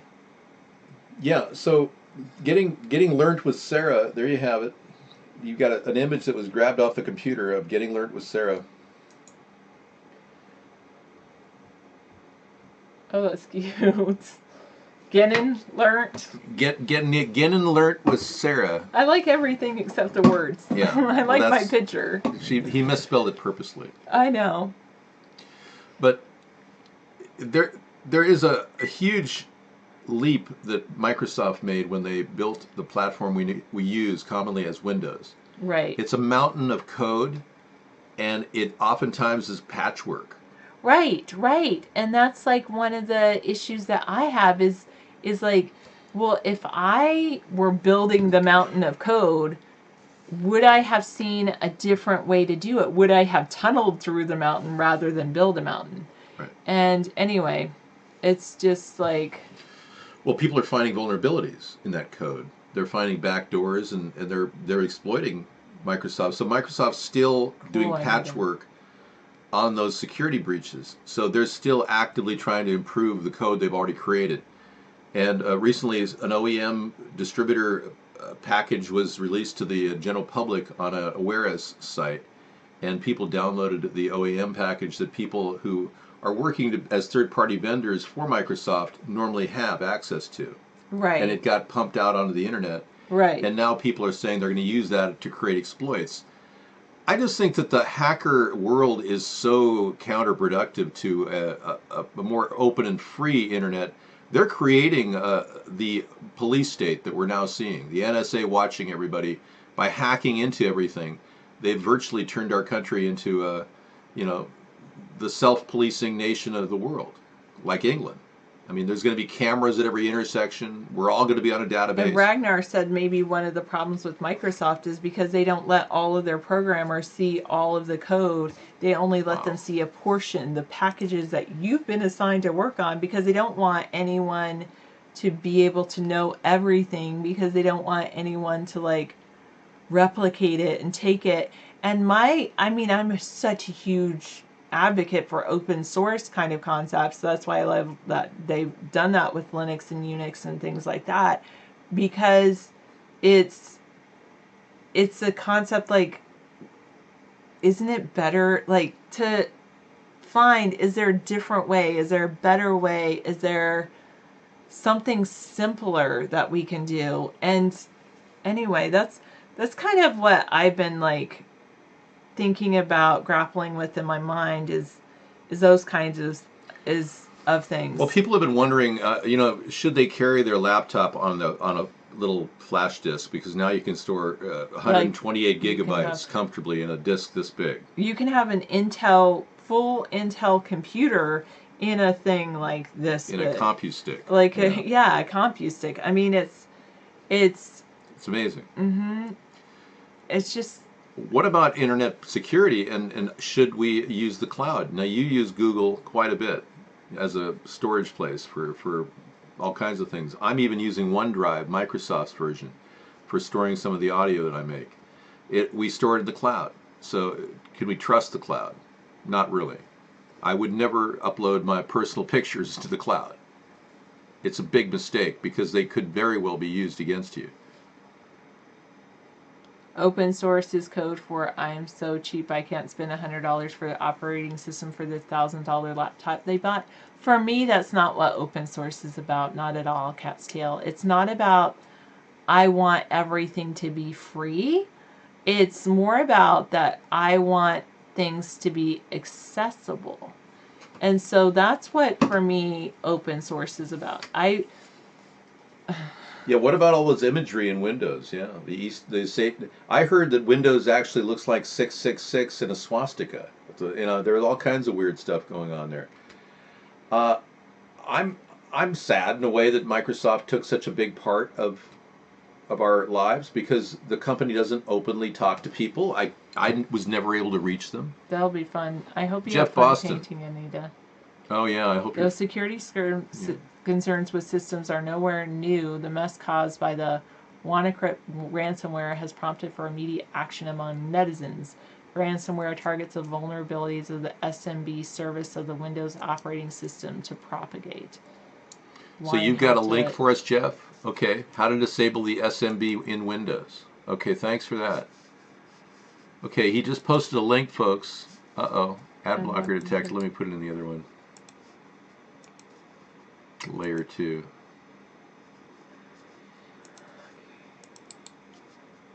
I love all the mashups that are out there. I love the, like Doopster's working on his bus. He bought a bus for $8,000, a big, huge bus. And he gutted it, and he's rebuilding the interior. He's building a motorhome out of it. That's pretty cool. And I found a website that has a Pinterest connection to all the different things you'd want to do inside of a trailer I know or an people RV. love Pinterest because it's like Yeah. all these ideas. Picture you know. driven. Yeah. Yeah, it's picture driven ideas. I mean, Pinterest was a very good. It's a good concept. I know people that spend days on Pinterest. That's right. I deal in conspiracy fact, not theory. Saying we don't need guns like these Because we have police. is because we have police is like saying we don't saying that we have fire extinguishers. We don't need people like firemen because we have these. Yeah. Yeah, it's true. I mean, we have precautionary tools to protect us, guns and fire extinguishers, but we really need. Put a 9 in the ones place. Easy. Misanthropy. Linux isn't fun for me. You know, the problem with Linux, it hasn't made itself evident to be fun. Now, I know that Linux has some really great software programs bundled in many of the programs. But Sarah and I are going to have to make a commitment to that other computer to restrike it. Right now we don't really have it. Or add a switch like I had on an old computer. Remember I had I guess it was a VPN or something, I don't know, but I switched between, like I would start up and I could choose to boot up Linux or I could choose to boot up Windows. Really? That's kind of cool. I had that going on at one time. That's good. You can close out of those dots. Okay. And that. Yep. I will get you that link, and this is about... There's broadcasting software better than OBS or XSplit? Does it have green screen capability? I'll get you that link on the motorhomes in just a second, Ozarks. Ozarks is seeing record numbers on the UHF tonight. Really good. Lenovo's latest laptop, did you show the screen, the flexible roll-up screen? I did not. Wow, that's pretty cool. I'll take a look at that in just a little bit as we head toward the top of the hour and our video segment. So let me see if I can get that link, Pinterest.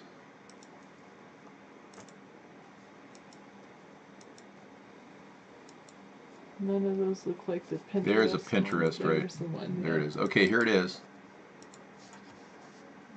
Here you go, Ozarks. There is the link. And when you go into Pinterest and you want to check out any number of things like how to create or improve your RV if you have an RV, this thing has all kinds of tips. It's kind of cool. So you know, you want to zoom in. You can zoom in on the kitchen. That's Before, and after. Well, that's pretty cool. Before, dumpy. After, high tech. Just paint job. Let's see what he did. I'm just going to look at that paint job. Changed out a couple chairs. Yep.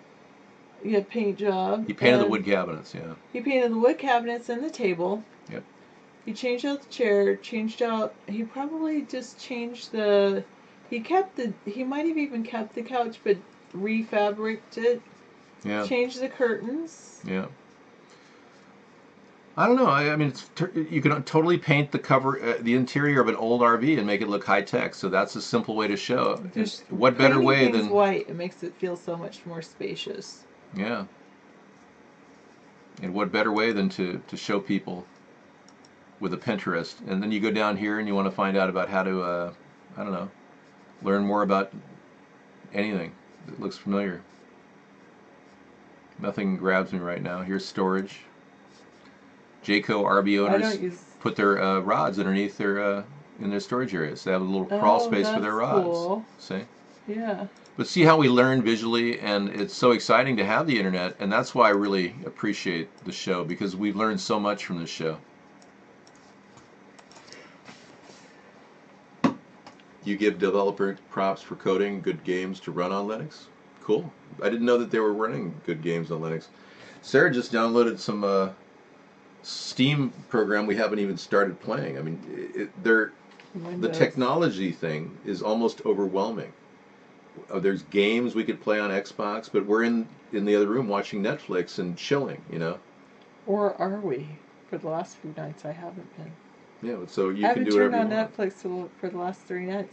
But that's okay, because, see, like, I'm choosing to not just chill because, I guess because I do want to continually grow. Okay, well then obviously you can play the game right over there. Just move the chair and activate it. We're done recording the chat, I think.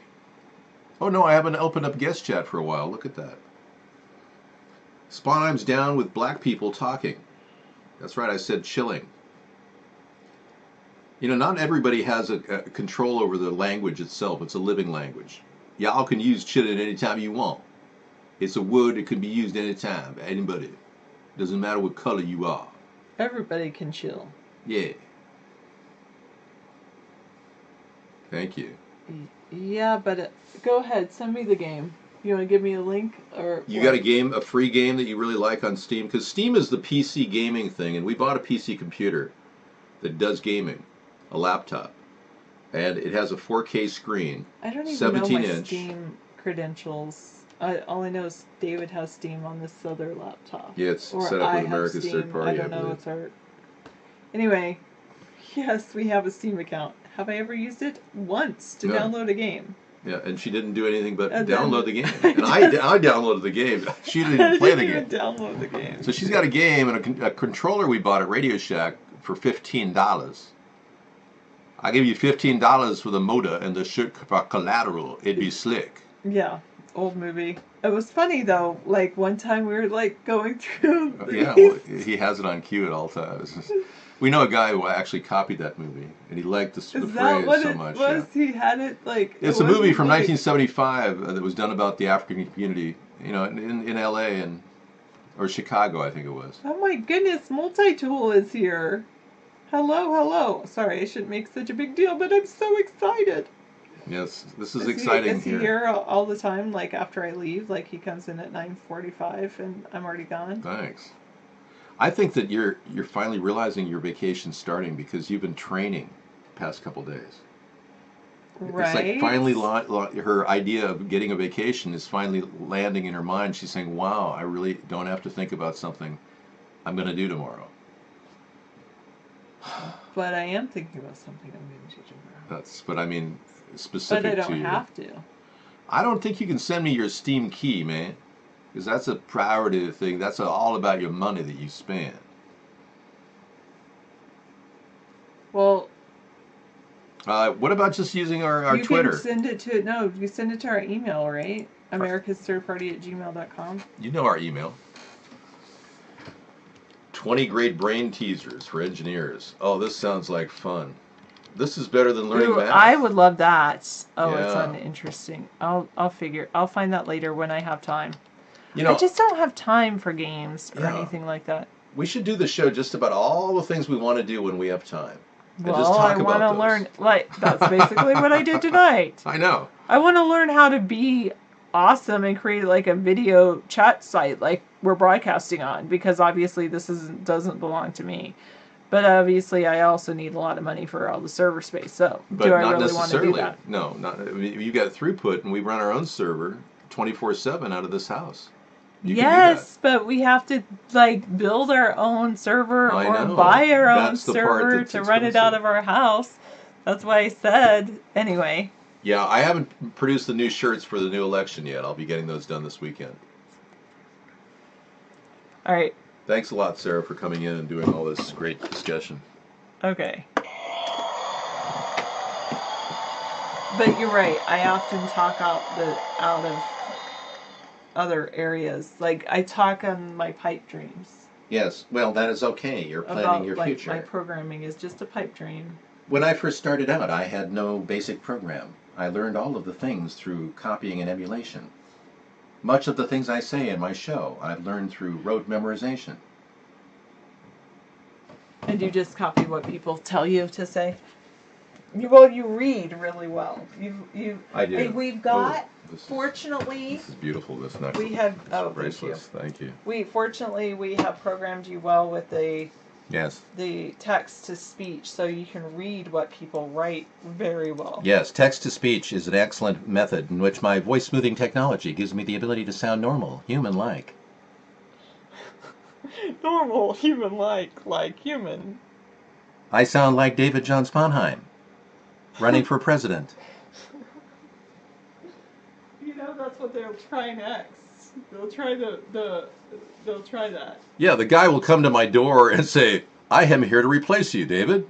You are no longer here, and then I'll be gone. It's like they'll vaporize me, and then you'll have this robot who can't get it up in bed. Sarah, if you ever have a moment where the person next to you can't get it up in bed, that's not me. I know, I'm just about to say, then I will know that you've been replaced. I found out last week that I am Max Headroom. That all along, the time that people were telling me in Hollywood that this guy that was created back in the 1980s was me. And they kept saying, no, David, you are Max Headroom. And I didn't understand what they were saying. They took the idea from the skit that I did at the Comedy Store. With that one skit, it was amazing. I did 15 minutes nonstop, break character newscasting. And they took it. They built a movie around it. The guy I was doing it with was so impressed with the claps, that he went on to become a failed comedian. He thought he was funny. And they weren't laughing at you, buddy. They were laughing at me. Okay, so there you have it. What a show. Standing ovation. Thank you, Ozarks. Thanks for watching, everybody.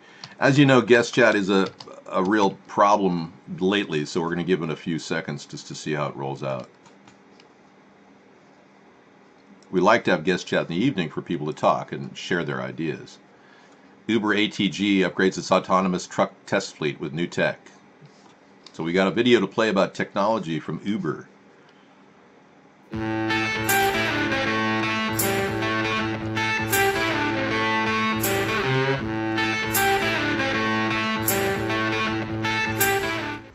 going to try to monetize me if I play the music. Yeah, I mean, I didn't realize I was Max Headroom until later. They kept telling me, no, David, and they said it not just once, but like 10 times. Hey, wasn't that a great cooking show? Yeah. They said it like 10 times, no, David, you are Max Headroom. So they knew something I didn't. They knew the people that made that movie, and they knew that that person had been affected by me, and they just kept me around as their pet or something. I couldn't figure out why they were even friends with me. I didn't do cocaine, so... Here we go. The Uber. Sorry about the noise spike. Yeah, the Uber, yeah. Making it happen. That was kind of so-so. I'm glad they're doing autonomous driving, because a lot of those meth heads driving on the road, I'm not saying all independent truckers are meth heads, okay? Don't get me wrong, but you got to wonder how they're driving 20 hours straight. Yeah, they're like snorting something, you know that. We won't have to worry about that anymore because we'll have a robotic meth head driving the vehicle. Ha ha ha ha. Introducing robotic meth head driver for the Uber. Okay, Gets a match. Thank you. Well, they never got it right, did they? Okay, this is the newest technology, I guess. Lenovo has shown prototypes of flexible displays last year at its Tech World conference in San Francisco. The firm showed off a crazy bendable smartphone. The prototype had a flexible display and internal hardware that allowed it to be turned into a wearable device by wrapping it around your wrist. Reminiscent of a high-end snap band, the Chinese company has gone quiet on this tantalizing idea. They're going to come out with something pretty Foldable cool. smartphones and tablets. It looks like they're coming at some point. We're here at Lenovo Tech World in San Francisco, and a lot of cool stuff were announced here, like the Tango Ready Fab 2 Pro and the modular Moto Z and Z Force. But the ones we really thought were cool are concepts. Yes, concepts, as in they're not something we'll be buying anytime soon.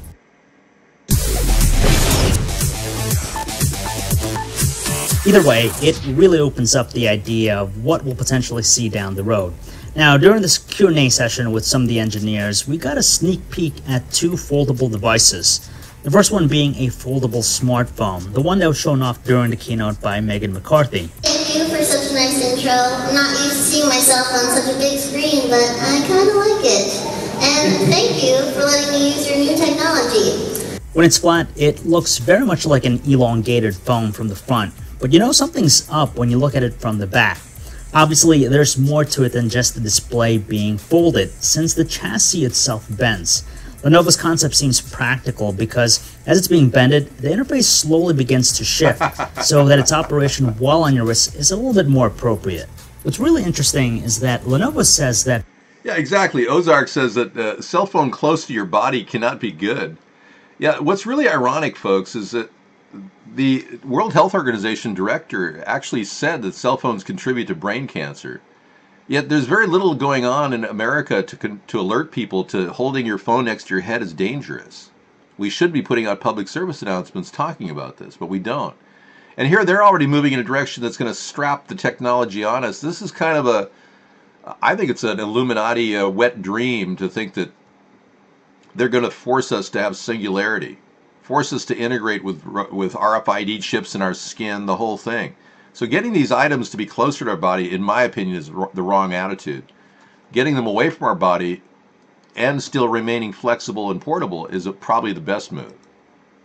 Yeah, but wearing it, running into a lightning storm, yeah, exactly. How effective can that be? Folding a display in isn't a problem, but it is when you're bending it out, which is the case here with the smartphone. That's because of how the glass or whatever's covering the panel itself is being stretched. But from what we can see here, it's using this stretchy plastic looking cover. You can visibly see the layer just because it kind of distorts a bit. As for the foldable tablet, it's pretty neat because it can go from a sizable tablet to a phablet sized thing by bending it right in the middle, so you can use it like a phone. Whereas the phone bends in multiple places throughout the chassis, the tablet simply has its bending points around the middle area. And the same plasticky layer covers the display too. These are some pretty cool concepts, especially when they've been optimized to make them practical when they're bent, like how the UI shifts and all. Being concepts, you know that we're thinking a lot about price, even though we won't be seeing them anytime soon. We could only imagine them to be pricey, but hey, it's pretty cool that they fold, and they're coming at some point. And those are the concepts. They seem promising, but we're gonna have to wait longer to actually see them in consumer-ready form. In the meantime, if you guys want to check out all the other cool things we saw at Lenovo Tech World, stop by our website, AndroidAuthority.com, your source for all things Android. Cool. I'm having kind of a difficult time with the chat over here. Okay, got that one. Then I posted over there. There it is. Okay, now it's coming in. Okay, this is coming from Scissor Fight. He said this is really cool. He loves this site. So you can check that link out too. This AI-powered robot can compose and play its own music. Check this out.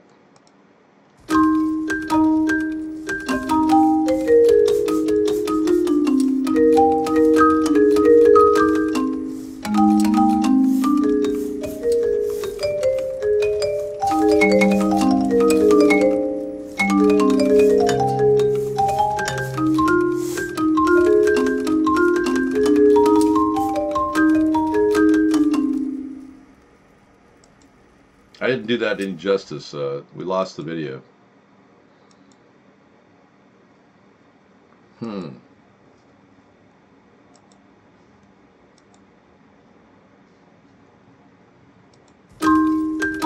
Thank you.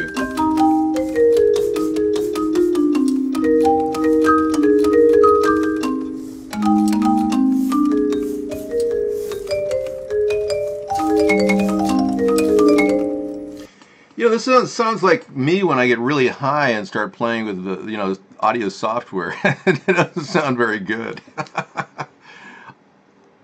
Was that any good? No. I mean, they got a long way to go, baby, to compete with the humankind. All right, thank you, all of you viewers at Periscope. We're signing off. Good evening. Thanks for watching. Take care. Bye-bye. See, yes. Okay.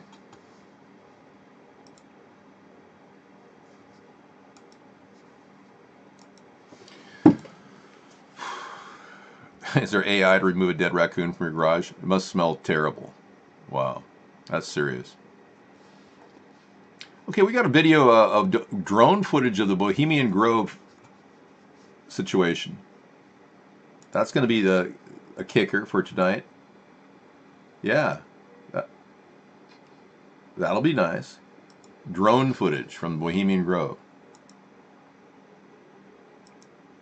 I should say, we're going to have drone footage at the Bohemian Grove Redwood Forest. This secret meeting between all the elitists happens once a year in Redwood, California. And only Alex Jones was able to get into the meeting to videotape it. So you got to wonder, how did Alex Jones get in there unless he was part of the secret societies that are currently meeting privately at the Bohemian Grove? But we'll be playing drone footage of that shortly. Right. The YouTube censorship, Reddit censored, the Polsta service is under attack. Really? Wow. Okay. The Postal Service is under attack, folks. We just lost some major figures. Texas Shrug lost his website yesterday, knocked off YouTube. No explanation, no recall, no way of contacting them. I'm not a big person on goblins. I'm not an Alex Jones guy. Sorry. I learned all this the hard way. I learnt it.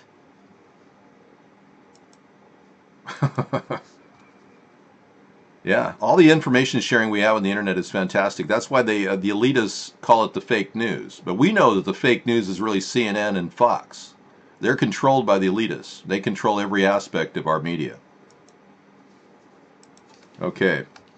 They hire people like Alex Jones to do their bidding. Thanks for that link on how to disable the SBI, Jeff. For all of you who missed the link earlier, here it is from Jeff. The Windows Club has it. It makes your computer less vulnerable to the ransomware attack.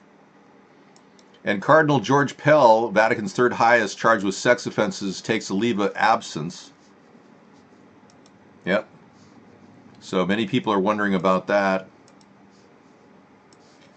Yeah, we know that the Cardinal is the highest ranking Vatican official to have been accused of pedophilia.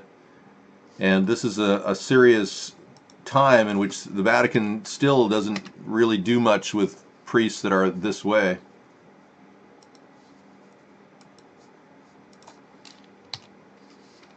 Thank you.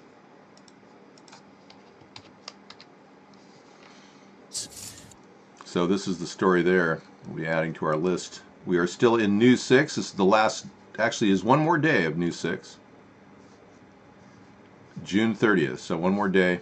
And then we go to the News 7 one, which will be July. I'm doing them for every month in linear order. So we keep our playlists available for all of you to track and watch.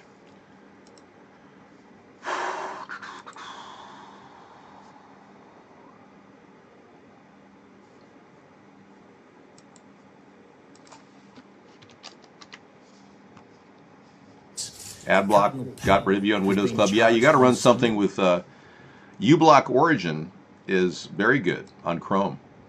I've had good success with it. It's just a plug-in. You automatically enable it. It's very simple. It's not uBlock.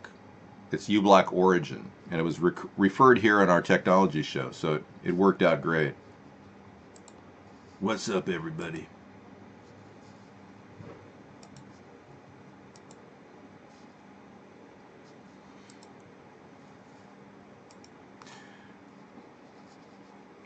We're going to feature a guy living in his van tonight. Kind of cool.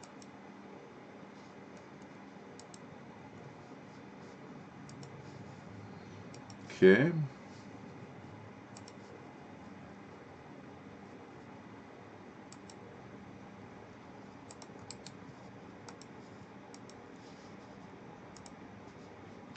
Oscar James and the Ravers. Yeah, it's time to cut up and do some fun stuff here. Let's get some music going.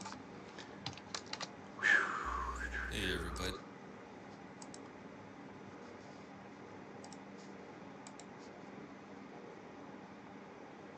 Trying to make sure I get all the links in the link library. I think the best browser is still Chrome overall. Firefox has a very good downloader. Hey, David Nation. If you want to download movies, Firefox is still got the best video downloader, it's called. And it's completely flawless. It takes in MP4s, no problem. Stores them on your hard drive, so you can store lots of video. MP4 is the best format I've found over the years for storing video. Simply because it's portable, compactable, and delivers a pretty decent video and audio signal. But as far as browsers, I think Chrome is still your best bet. Firefox, though, Firefox has had some issues with updates to Flash. And Chrome does an auto-update, which makes Chrome a little bit more invincible. Firefox is getting better, though. I don't blame you for not wanting to do Google and Chrome, so Firefox is your alternative. Safari is still out there. There's a good one called Vivaldi, made by one of the designers of Opera. Opera is still out there too. But Vivaldi, I found, was very interesting. You could customize the entire interface. So if your browser is your life on the internet, check out Vivaldi. It's pretty nice. It's customizable. All kinds of different ways in which it goes. You can make it your own experience. Johnny Supertramp. Okay, we got that one too. Thank you, Scissor Fight. It's called Vivaldi, like the famous musician Vivaldi. No, dude, I'm not gay. I don't know what's wrong with you people that you think I am. We got major freezing, major problems on HTML5. If you go to americasthirdparty.com, you don't have any of those problems at all. We can only do what Mark is telling us to do because it's his server time that we get for free to do this free show. So we're kind of working with the program, doing the best we can. That robotic chef was a good video. I'll add that to the loop. Watch that again. Okay, I'm almost there.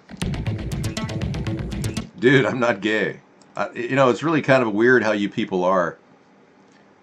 You really think that you can export your gayness to others. It's so weird. You're looking to convert anybody you can to your gayness by calling them gay. I mean, how lame is that? It's just pathetic. I have to be up very early, damn. Good night, Jeff. Sleep well, man. Thanks for coming in. Get some rest. We don't have that link on your travel ban. 123. Yeah, it turns out the travel ban link, we can't get that. You have to get an account in order to post links. When you go to Vaughn, this is what happens. This is what happens when you do... Hey, Larry, this is what happens when you do a stranger in the you-know-what, Larry. Remember that scene in Big Lebowski? Donald Trump's travel ban. Say it doesn't come in. I'm going to watch The Big Lebowski again, I think. I've only watched it one time. Except I'm pretty sure I've got people in my friendship ring that will play it for me when I go see them. So Smoke and Mirror's YouTube channel terminated. War on Truth is raging. How I See the World is out there fighting in the trenches, trying to get people to be aware of how these YouTubers are being censored. it passed in your mind. No, it's just going to be adjudicated over the next 6 months. Actually, yeah, it won't be till October that they finally get to it. It didn't pass, man. You misread the news. Yeah, it's only a lot of you people are obviously not quite aware of what's happening. Yeah. So Donald Trump is in the news. The top story is dark, very dark.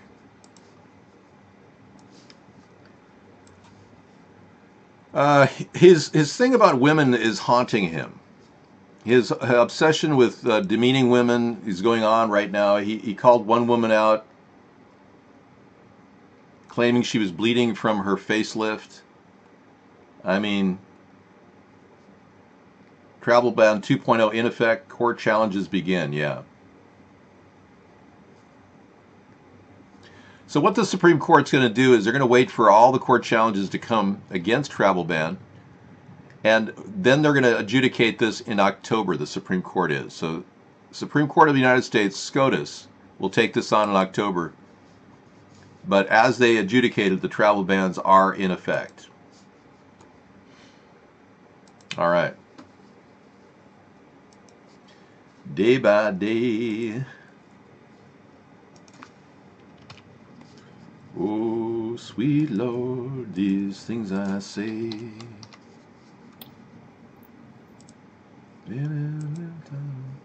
Time to chill out, relax, enjoy the beautiful sunshine that summer is bringing all of us.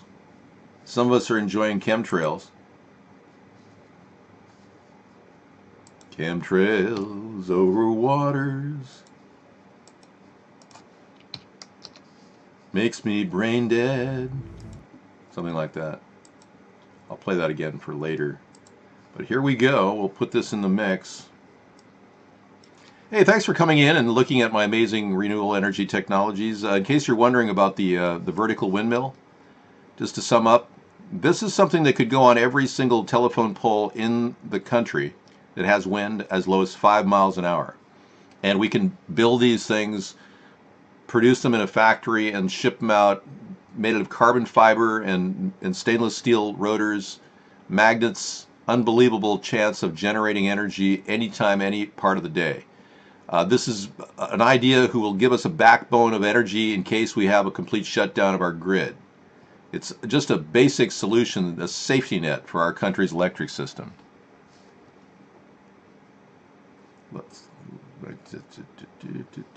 Okay. Some of you are a little out of it. That's okay. You'll get your meds later on tonight, I'm sure. Your mom will give you your meds before you go to bed. Ma, get me a soda. Hey, try to stay away from sodas, everybody. They're not exactly healthy for you. They've got tap water in them. Word of warning. Tap water has fluoride in it. Fluoride is a known neurotoxin, will lower your ability to think. So if what I'm saying sounds a little bit weird and I'm speaking slowly, you're probably fluoridated. Okay? Yeah, everything sounds kind of slow. Your brain is not working as fast as it should. False flag coming this weekend, you decide. DHS is pushing global security. You know how they telegraph these false flags they push. Maddie D for Truth is out there fighting. Yeah, doing the good job, fighting the truth, fighting for truth, yes. Maddie D. All right, guys, Maddie D. Hey, Maddie D, what's going on, man? Tooth virus here. Okay, here we go. Drone at the footage of Bohemian Grove. Yeah, I think I'm done with the basic portion of the show. I want to thank all of you for watching and listening to this incredible interactive experience. We do this every day.